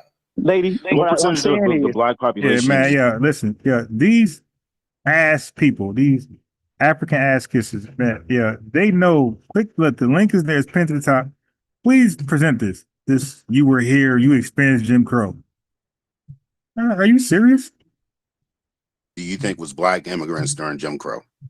I mean, they like actually like imported African slaves from Jamaica and different countries. 300K slaves came to America. 12 million went everywhere else. I don't understand it. The black American population is made from those 300K alleged slaves. Like, I don't understand what we're not There were no slaves that came from the Caribbean. I'm sorry. Most of the Caribbean slaves went straight to North Carolina. When we're talking colonially, Britain did not see America. Britain went from No, we're not talking colonially. Here go the plebiscite babble. Oswald Bates, Q. Oswald Butter Bates, Butter Biscuit Bates. Oh, we colonial. No, we're not talking about colonial. Nothing, bro. Did slaves come from the Caribbean to America? Yes or no? Were they not? We could assume 300K slaves came from the Caribbean to America. We could just assume that. No, we don't have. No, this is crazy. There's something called colonial history. Bro, All right. This the Q Tether Butter Biscuit Babbler Oswald Bates boy is just retarded. Hey man, everybody new here for the first time. If you're FBA, let me know. Let me give you your lineage wrench, make you a mod, and then you're obligated to subscribe, like the video. You dig? Colonial history. This is crazy. Barbados, Trinidad, Jamaica, those were the pit stops. Hold on, friend. I want to be clear. We should all know that Britain pre-existed America and Britain's colonial system. There they go. They're trying to make us be victims of colonialism so bad because they want to tie us to the Afro-African immigrants, right? They want to make us immigrants so bad. No, sir, we were not colonized. Sorry, we were not colonized. They would bring the African slaves. They had colonies, but no colonizers. To the Caribbean first. I mean, because the province of Carolina spanned from. Hold on, I'll just make sure they hit it. It distributed from the Florida, Caribbean. right? They didn't have to come here directly with the African slaves. And the first slaves that were brought to the mainland Can y'all hear came me? around 1526, and that was from the Spanish. Yeah, he can hear you. He's talking of your dumb ass because you talk too much, bro. You never land a plane. You got a UFO. You dig? If you got a UFO, your plane can't land. Like these guys got UFOs. They can't land it. It just keeps flying over and over and over. This is before the British got here. Yeah. If we're talking about like the timeline, right? Because I don't know what timeline FBA is talking about. If I'm sorry, go ahead. No, go ahead. Someone echoing, but go ahead. Right. So if the FBAs, Ray, peace, salute to you. And okay. If the people that are calling themselves FBAs, that's what we're identifying them right now as. Because mind you, we can identify y'all as different things or different people in different points of time. Right now, we're considering you FBA, and I don't know who that represents. Does that represent? Good. Keep it there. You don't need to know. Go represent yourself. Do what you do. Hey, Ray, peace to you. Make sure you subscribe, like the video. WT Gamer, same with you. Like, subscribe to the video. The Freedmen's Bureau? Because right now, we're considering you FBA, and I don't know who that represents. Does that represent the Freedmen's Bureau? Because did this dude say the Freedmen Bureau? Yeah, family. Do you know what the Freedmen Bureau was? That was a government organization put together in 1865 to assist freed FBAs, to get kind of like to show them the ropes a little bit. But that organization was like 9 years old. So that thing ended in 1874. This dude said the Freedmen Bureau. That has nothing to do with FBA. That was a government organization put together to try to like chaperone newly freed FBAs. What the hell? How, this dude said the Freedmen Bureau. This is a fool. Now we're considering you FBA, and I don't know who that represents. Does that represent the Freedmen's Bureau? Dummy. Because when Claude Anderson speaks about the Freedmen's Bureau, he's speaking out a specific lineage. Bro, the Freedmen Bureau is a government organization put together by white people. That got nothing to do with black people, bro. Is this dude stupid? That's not all black Americans. That don't mean I'm from Mississippi. I'm FBA. The Freedmen Bureau, you fool. And so nobody gonna check them? It don't mean I'm from Texas. I'm FBA. It don't, think about it, yo. I mean, how does that go for you though? Where are you from? I mean, are you breaking this? We're having a conversation. No, I'm saying, how does that go for you? How are you allowed to just be a Jamaican or wherever the heck you're from, and black Americans whose history is in America can't just be an American? That doesn't make any sense. We don't have to be grouped together.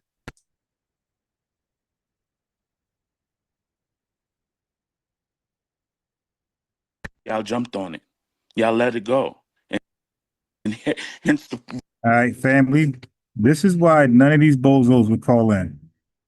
In case anybody's doubting me, the Freedmen's Bureau was a U.S. government agency established in 1865 to aid formerly enslaved people and impoverished whites in the southern states after the Civil War. This dude said this was a lineage. In case y'all thought I was lying to you. And this is off the top of the head. None of these guys can call in. You don't know more than me, man. None of y'all. And you don't know more about Pan-Africanism than me. None of y'all. We could just talk about Pan-Africanism the whole time. And I bet y'all know more about Pan-Africanism than all y'all. Tether Butter, all of them. Okay? They won't even call in to discuss Pan-Africanism. Let's talk. Click the link. Let's just talk a little bit about Pan-Africanism. Let's don't do no FBA. We'll cook the shit out you. And your own religion. This guy said, now look, let's go back. Now we know what the Freedmen Bureau is. Watch this. Let's bring it back. This is before the British got here. Yeah. If we're talking about the timeline, right? Because I don't know what timeline FBA is talking about. If you're I'm sorry, go ahead. No, go ahead. Someone echoing, but go ahead. Right. So if the FBAs, if the people that are calling themselves FBAs, that's what we're identifying them right now as. Because mind you, we can identify y'all as different things, or different people in different points of time. Right now, we're considering you FBA, and I don't know who that represents. Does that represent the Freedmen's Bureau? Because when Claude Anderson speaks about the Freedmen's Bureau, he's speaking out a specific lineage. Really? He's speaking about a specific lineage, a government agency. Okay. All right, family. This is why they don't call in, man. And this is why I was trying to tell Issa, I purposely suppress information to bait them to call in. So some things, family, I won't go too hard on. I won't clarify or elaborate too much on, because I want to bait them to call in. That's like a fry them, like I cook their ass. But I can't say fry or cook because DJ gonna call in. DJ Manning Fresh gonna call in. So they purposely don't call in. I'm sorry, I purposely refrain from going too far, elaborating, because I want them to feel like they have a chance. That's why I say, hey, you say whitey did everything. I say Africans did. Debate me on that. Okay, let's talk Pan-Africanism. So this guy said the Freedmen's Bureau lineage. Not on my level. Yeah, and y'all know if I was on that panel, he'd have been dead right away. Dead. Or deleted. Sorry. That's not all black Americans. That don't mean I'm from Mississippi. I'm FBA. It don't mean I'm from Texas. I'm FBA. Okay, so what does the Freedmen Bureau mean then? It Don't like think about it, yo. I mean, how does that go for you though? As a like, where are you from? I mean, all right, so family, that's about it for tonight. You dig? I think I cooked long enough where I can leave. I think y'all learned a lot tonight. You feel me? This is how you properly present information. This is how you properly make sure that you're listening supportive, you're listening, brothers and sisters, learn something when they hang up and leave the chat. You feel me? I'm not on here babbling, talking in circles, trying to sound smart like Q, Butter Biscuit, Oswald, babbling Bates. Explicit representation. You can't have that without delineation. Just making up shit. What are you talking about, dummy? Matter of fact, let me click on that a little more. So delineation, family. The purpose is to decide. Listen, before I get off. Delineation. The purpose for that is to decide who the group is and who it isn't.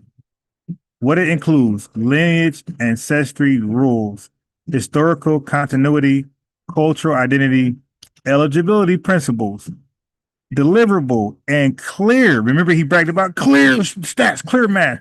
Well, family, in delineating, is deliverable. It delivers a clear definition, e.g., descendants of enslaved people in the United States prior to 1865. That is the example of a clear definition of delineating.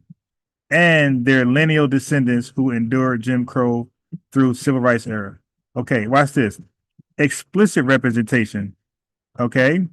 Its purpose is to make that definition machine readable and audible. You heard what it does to our definition of delineation? Explicit representation is designed to make the definition, okay, machine readable and audible. You put it in some type of machine, some shit to read it. What it includes: survey questions, family, database fields. Don't this sound familiar? Remember those forms? You check boxes about Black and African American. Don't that sound a little familiar? Okay, so it includes survey questions, database fields, codes, drop downs, check boxes, and legal language that record the category precisely. That sounds like those forms that Jesse Jackson had put out nationally. Deliverable, a data notation scheme, e.g., fields for parent, grandparent birthplace, U.S. lineage before 1865, self-ID as FBA, etc. So the bottom line, family, the bottom line, delineation tells you what to count. Explicit representation lets you actually count it and sue, allocate, evaluate, and enforce. Okay, which comes first? Delineation over explicit representation. You must define the group first. So we're in the first steps, you cute butter biscuit. Okay, we must define the group first, or your data fields will capture the wrong people. That's what he wants us to do, family. Oh, explicit representation, do it now, do it now. So then a lot of tethers fall in those drop down boxes. Okay, so then once fields exist and data accumulates, explicit representation feeds back to sharpen. So it comes back to sharpen. So this comes afterwards, cute butter biscuit. So you gotta have them both at the same time. No, you don't, fool. One comes before the other. Okay, so explicit representation feeds back to sharpen delineation. Okay, so you'll see edge cases and refine definitions. It's a loop, but definition precedes encoding. Explicit representation is encoding, but definition precedes it. So here's the analogy, family. Delineation equals the blueprint.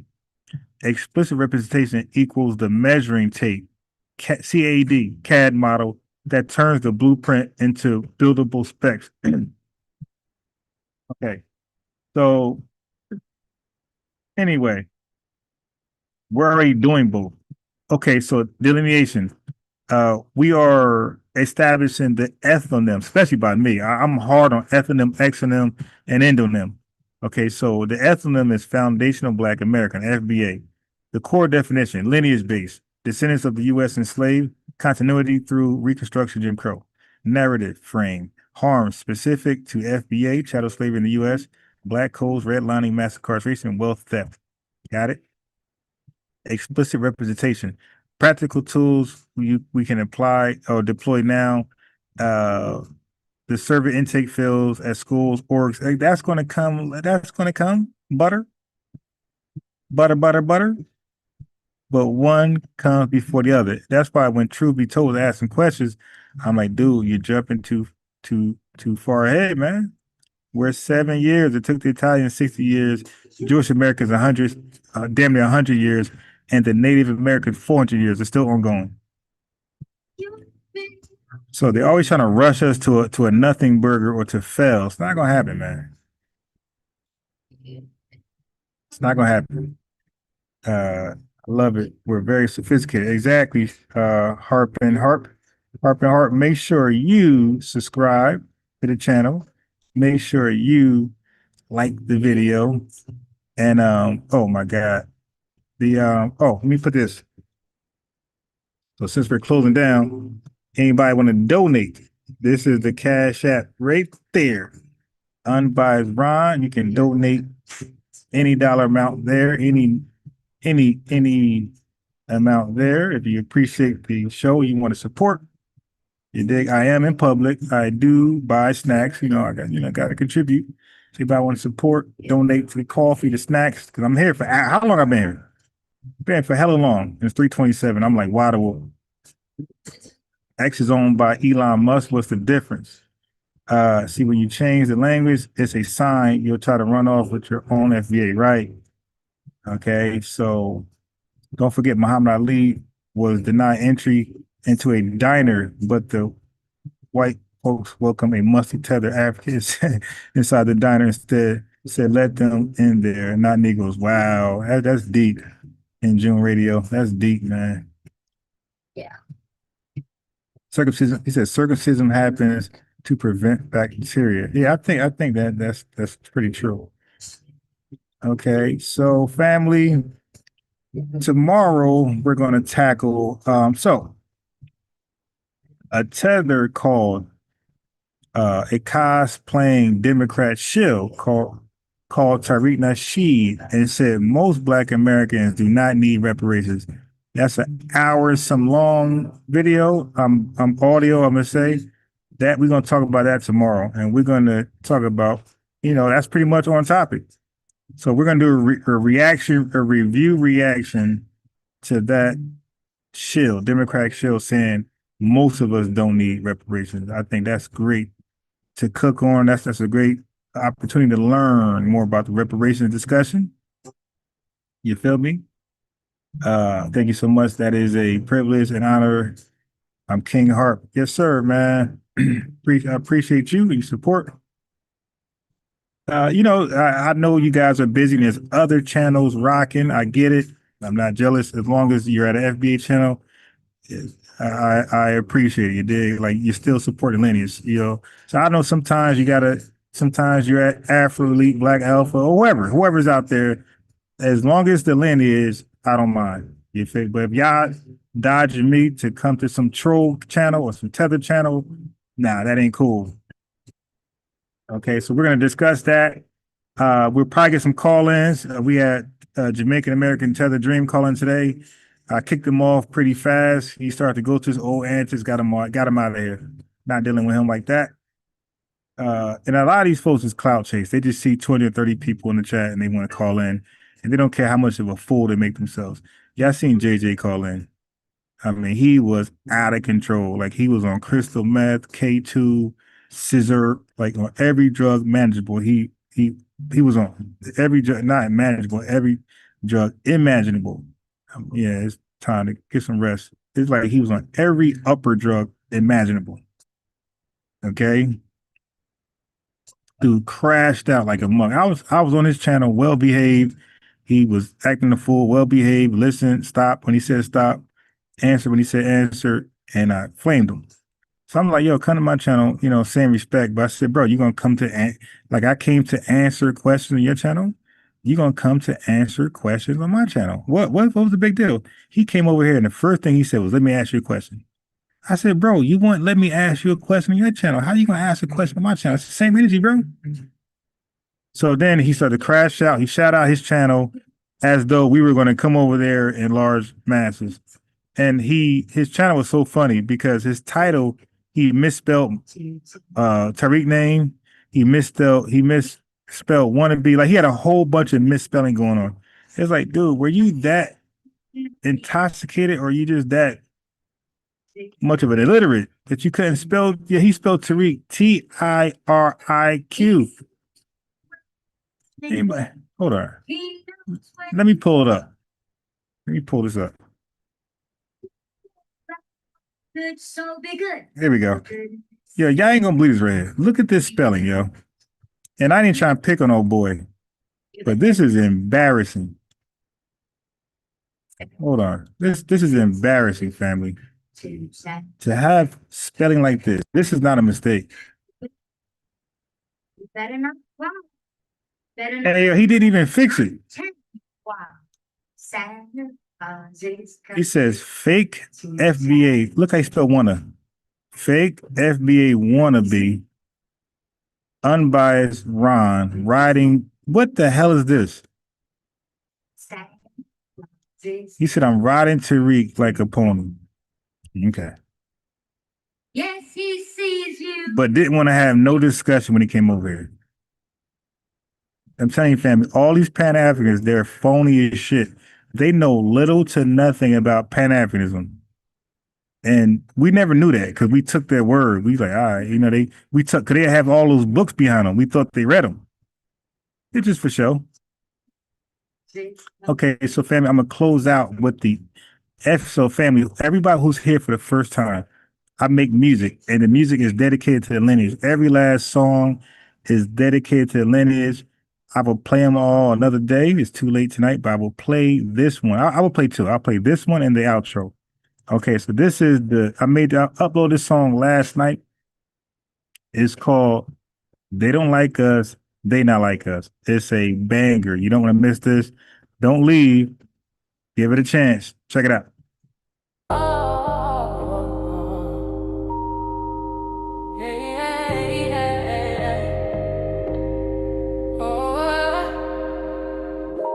They not like us, they not like us, they don't like look-alikes, they not like us, they don't like us, they not like us, they not like look-alikes, they not like us, they not like us, they not like us, they don't like look-alikes, they not like us, they don't like us, they don't like us, they don't like look-alikes, they don't like us.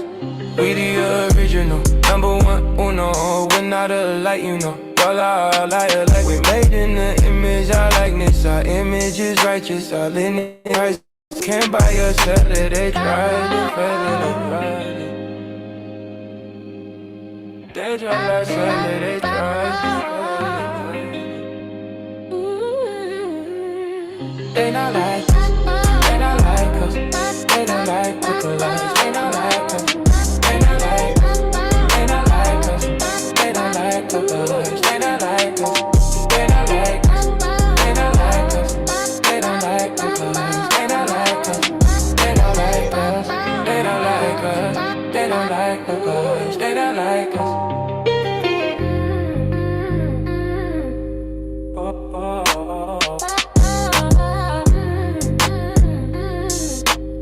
not like us, they not like us, they don't like look-alikes, they not like us, they not like us, they not like us, they don't like look-alikes, they not like us, they not like us, they not like us, they don't like look-alikes, they not like us, they don't like us, they don't like us, they don't like look-alikes, they not like us. We the original, number one on the road, we're not out like you know. Y'all are liar like we're made in the image and likeness. Our image is righteous, our lineage is priceless. You can't buy or sell it, it's right. Can't buy or sell it, it's right.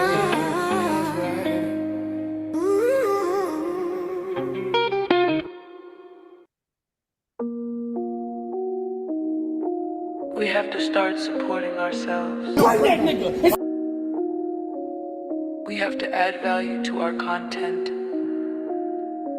and our voices. Hey, hey, haters gone, hate supporters done it. Haters gone, hate supporters done it. Support me your own, don't support one of them clones. I'm really one of them ones, I'm really in my they done. Cash app, $sign on box rhyme. Hey, hey, hey, hey. Haters gone, hate supporters done it. Hey, hey, hey, hey. Haters gone, hate supporters done it. Support me your own, don't support one of them clones. I'm really one of them ones, I'm really in my they done. Cash app, $sign on box rhyme. I'm really real one of them. I'm really him, I'm really out here standing on 10. Like and subscribe, thumbs up the video. I'm really real one of them. I'm really him, I'm really out here standing on 10. Like and subscribe, thumbs up the video. Haters gone, hate supporters done it. Haters gone, hate supporters done it. Support me your own, don't support one of them clones. I'm really one of them ones, I'm really him, how they done. Cash app, $sign on box rhyme. Haters gone, hate supporters done it. Haters gone, hate supporters done it. Support me your own, don't support one of them clones. I'm really one of them ones, I'm really him, how they done. Cash app, $sign on box rhyme. I'm really real one of them. I'm really him, I'm really out here standing on 10. Like and subscribe, thumbs up the video. I'm really real one of them. I'm really him, I'm really out here standing on 10. Like and subscribe, thumbs up the video. Haters gone, hate supporters done it. Haters gone, hate supporters done it. Support me your own, don't support one of them clones. I'm really one of them ones, I'm really him, but they dumb. Cash app, $sign on box rhyme. Haters gone, hate supporters done it. Haters gone, hate supporters done it. Support me your own, don't support one of them clones. I'm really one of them ones, I'm really him, but they dumb. Cash app, $sign on box rhyme. Please don't hate on it. Please support on it, on it. I'm really one of them ones, I'm really him, how they dumb. Cash app, $sign on box rhyme. Cash app, $sign on box rhyme. Cash app, $sign on box rhyme.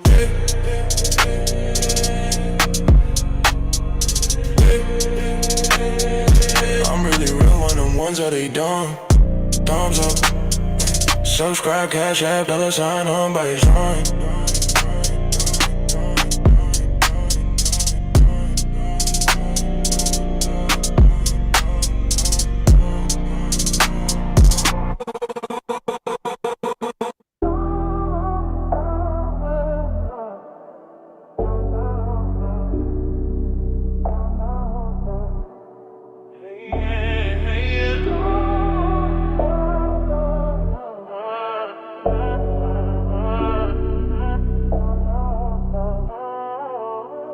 It's all about the lineage, baby. It's all about the lineage, baby. It's all about the lineage, baby. It's all about the lineage, baby. Yeah. Now what y'all wanna be? FBA, ADOS, free men indigenous. We got shot callers, we got activists, we got politicians, we got lawyers for ya. But don't knock us for being great. Delineate, and now we're singing, hey. It's all about the lineage, baby. It's all about the lineage, baby. It's all about the lineage, baby. It's all about the lineage, baby. Can't nobody take our pride. Can't nobody hold us down, no. We gotta keep on moving.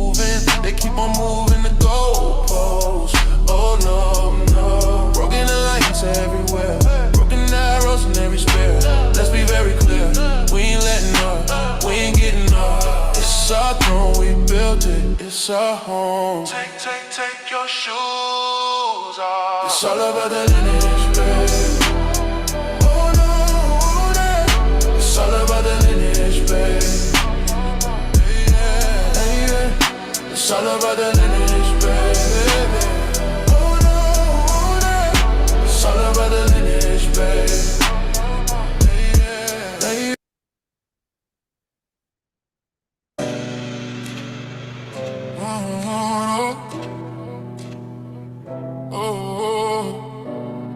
We built this country. We built this country on strength and soul. We built this country. We built this country on strength and soul. We built this country. We built this country on strength and soul. And we built this country together. Standing strong and fearless forever. Nothing's gonna stop us now. And if this world runs out of tethers, we'll still fight together. Nothing's gonna stop us. Nothing's gonna stop us now.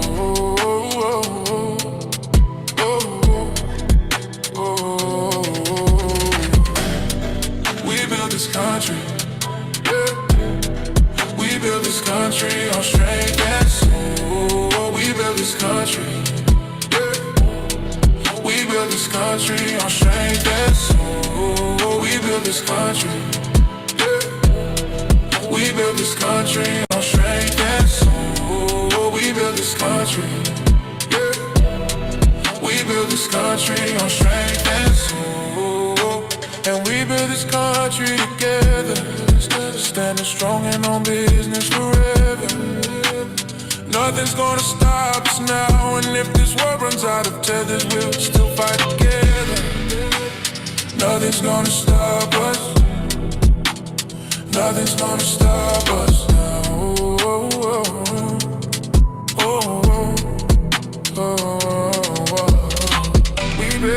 We built this country, yeah. We built this country, we built this country, yeah. We built this country, yeah. We built this country, yeah. We built this country. We built this country on strength and soul. We built this country. We built this country on strength and soul. We built this country. We built this country on strength and soul. We built this country. We built this country on strength and soul.